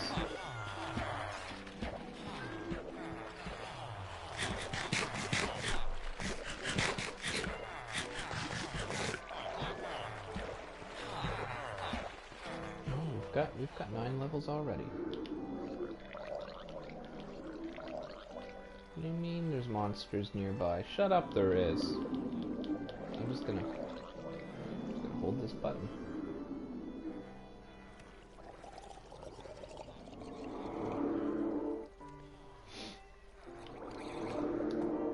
Fine. Fine, I won't rest. Alright.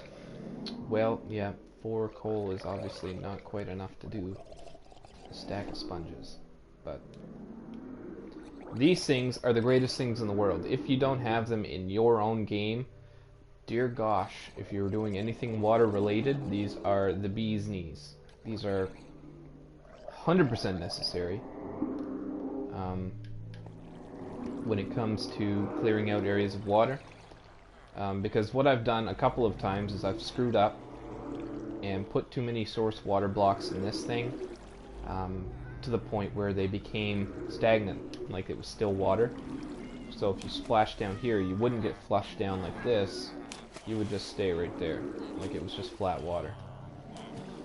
The only answer to that problem is to fill this whole thing in with dirt, eliminate all the water, and restart, which is a nightmare. I've done it a couple of times before we built this one.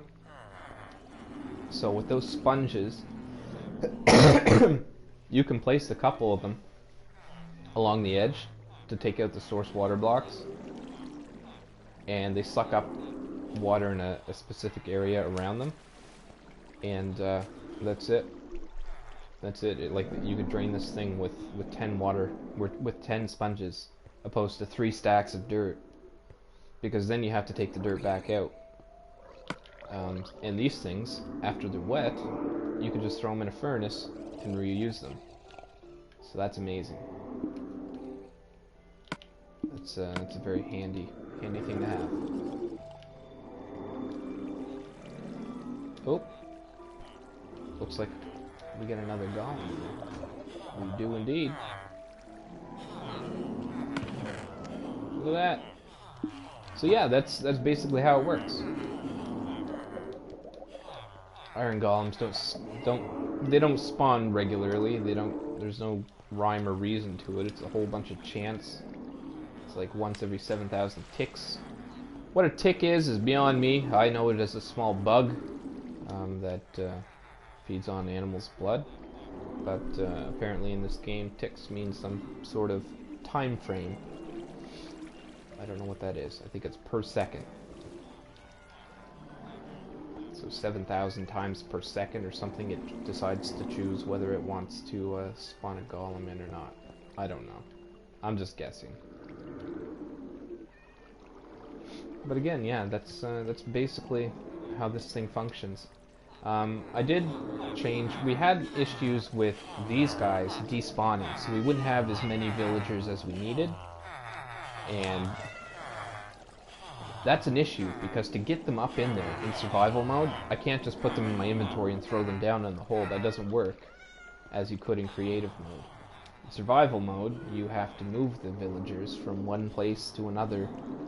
You can push them, which only works for a certain area of where they are. You can put them in mine carts to transport them. You can put them in boats, which is what I did. So what I ended up doing, I found was the easiest way, is building the pens for them, which are these glass things, which are 4 glass high, 3 glass wide, and they sit in a 1x2 block inside there, so they're all stuck in there. I then built this pen. I can't get up there right now, but there's 2 villagers up there with... This is down here because right above this is source water, and then I put dirt, and they have a small carrot farm in there because they're all farmers, right? Because we have these composters, so that gives them all jobs. So they grow enough carrots to feed themselves, and if they need more villagers, they just make them self-sufficient. Right, so if one despawns, they'll just breed another. The little guy will fall in there, grow up, and that's that. So that was another thing that I noticed was happening in the console version. So that's another way that you can kind of remedy that. Oh, we should be able to see, yeah. So, see, they got a little bit of a carrot farm going on there. I don't know if they're actually growing carrots anymore. But there's 2 villagers up there, and sometimes they get the hanky-panky, and I put a block just above it, block high, so the kids can get underneath it, but these 2 can't fall down in there, because then that would just eliminate it.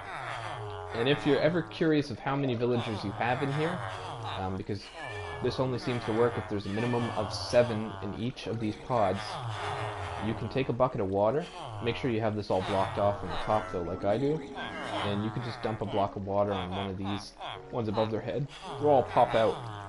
Be sure to break that one right there, so the kids can only fall in. But you break that one, you can put water in there. They'll all pop out, and you can count them, and then just remove the water, and they'll just run down back in it. Or you can push them in it, one or the other.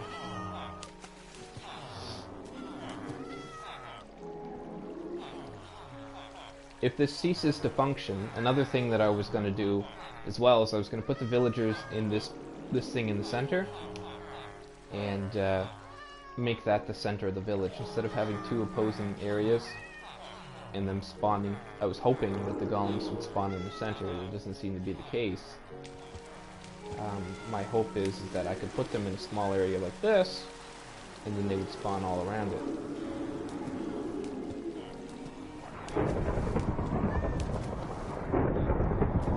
Oh, we have another lightning storm. Ladies and gentlemen, you know what that means. We need to go and find a horse. Because Squeals needs a demon horse. Oh shit, I can't go that way. I need to find her a demon horse. So I managed to get those skeleton ones last time. But I didn't find her one. Oh, of course it'd be nice. Perfect. That's just what I want. Like, this isn't a hard enough task as it is. Oh, cool, I don't have any arrows. You better drop arrows.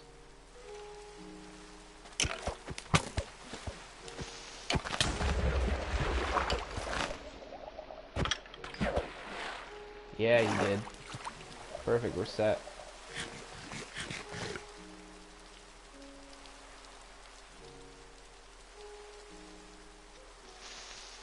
Oh! I heard that.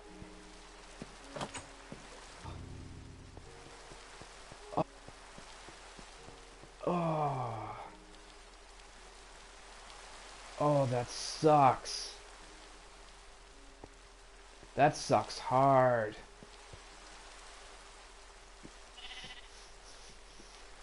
Alright, we got a long ways to go. This is another reason why that highway's so fancy. Alright. Let's grab another minecart. I think there's some down here. Right quick. Perfect. I have to bring that one back. I was like, yeah, I had one in my inventory, but then I just realized it died. Obviously, I don't have it now.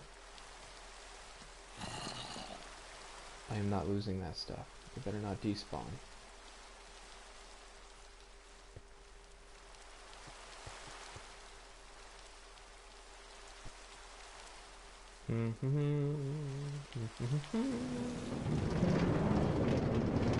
Look at the skeletons out there.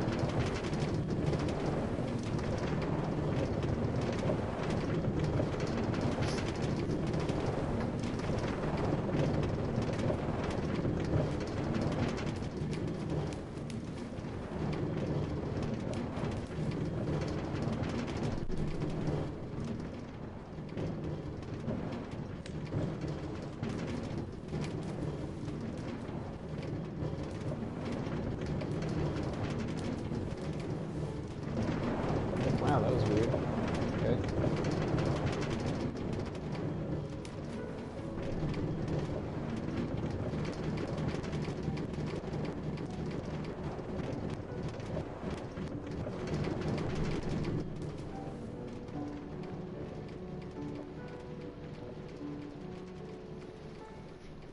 Alright, so, like, maybe 4 more powers on this one. Maybe 3 more on the next left turn part, and then, you know, it's going to take maybe 6 more on the hillish part, and then that should be it. Like, this thing should be just hop in the minecart, and it's all self-piloted. But right now I have to unfortunately hold the button because we got to coast it more or less because we ran out of powered rails.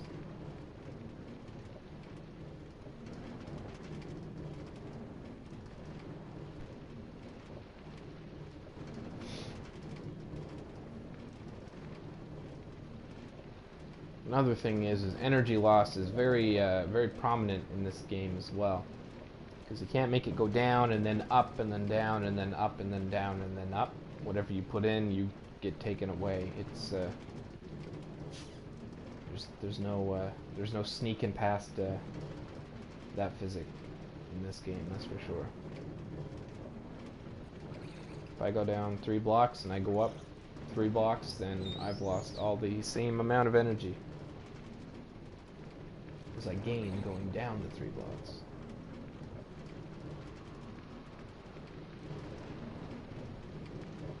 That's pretty cool though. This is pretty cool. Alright, now we can coast.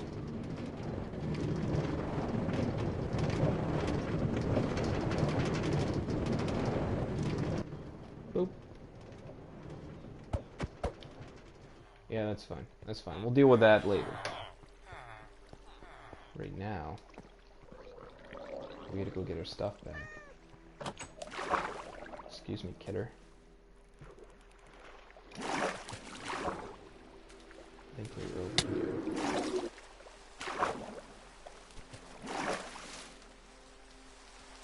Them laser guardian fish. See the bow. Stop it. Where's the rest of my stuff?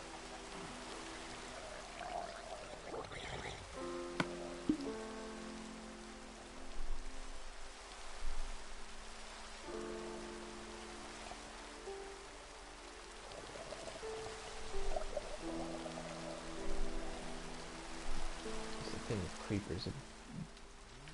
Yeah, look at that.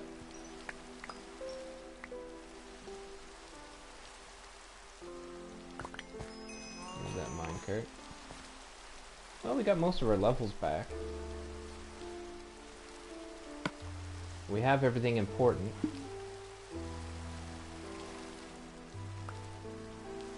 Oh, there's that. That's what I was looking for.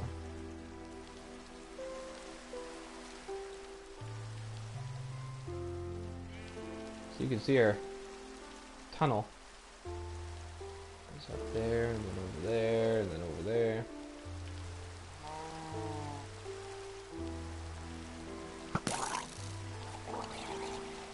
Oh, that's not the right bow. Well, that's too bad.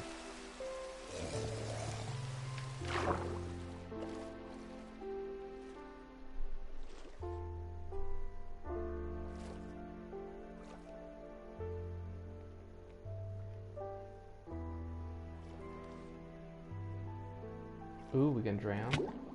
Yeah, we might. You kidding? You gotta be kidding. You got jokes. Ugh. Frig. Frig me. Frig me gently. Alright. So we're gonna grab the last minecart, and then we're gonna bring all those ones back. We're gonna bring them all back.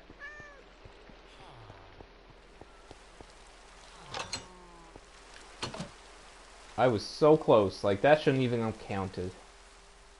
Heckin' Bolshevik. That's what that is. Come on. Full send or no send?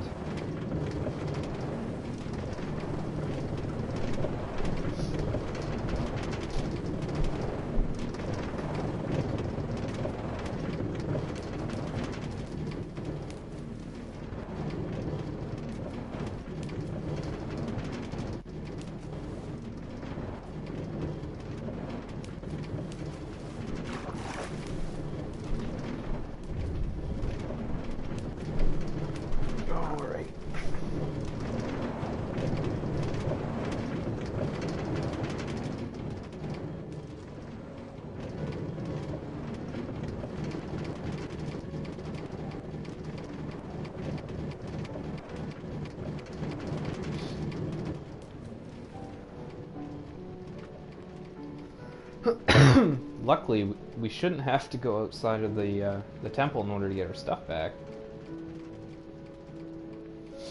but I wanted to use this because this is still 20 times faster than running down it, obviously, even though we have to coast half the way.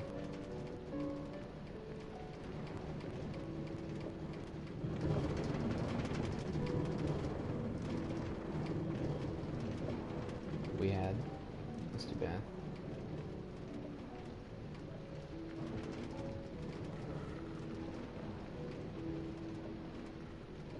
Oof, stomach's growling.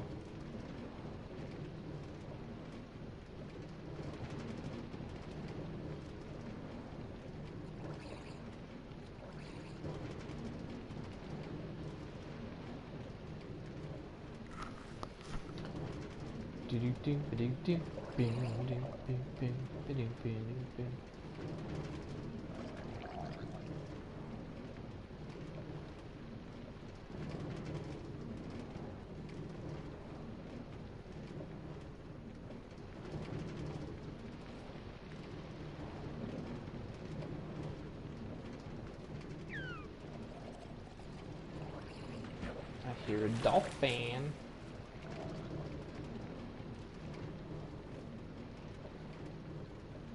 Oh, we're almost there. Come on.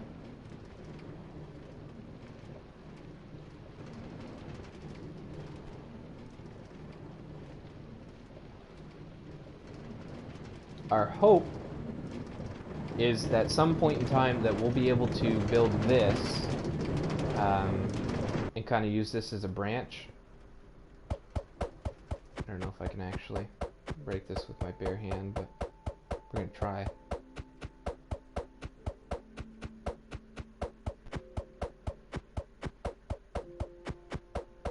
Maybe. Guess not.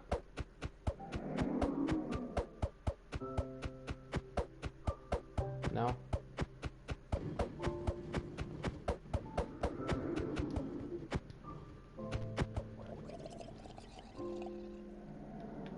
Alright, we'll leave him there until we get that pickaxe back then. Yeah, look at that, all our stuff's right here. Well, most of it. Okay, we get our bow back. Did anything float up here? Yes, it did.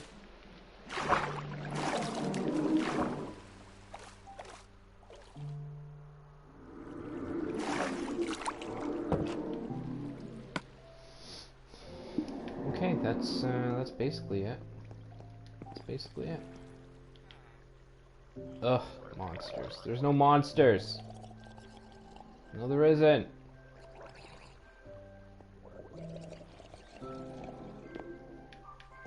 I'm in a building.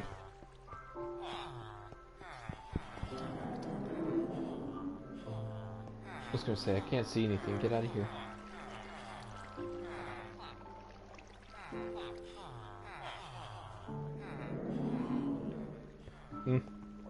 That's fine. Alright. So what we're going to do, folks, I think we're going to cut it off here for now.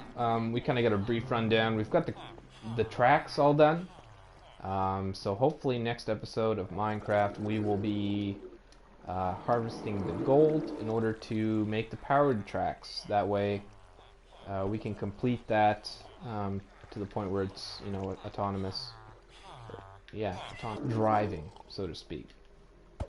So we've got all these. I better bring them back because Geldin will be upset if I take all of his minecarts. So yeah, so hopefully we'll be able to do that. We'll do a little bit of work on the cathedral because that's a project that just doesn't seem to end. But it's come a long ways. So again, thank you so much everyone for watching. If you haven't already, please feel free to like and subscribe to both channels on Twitch and YouTube. Demi Surgeon on YouTube. If you have anything that you would like to see done, or games to be played, or if you would just like to play along, drop that in the comments below, and I would appreciate all of the support. So thank you so much, and until next time, we'll see you then.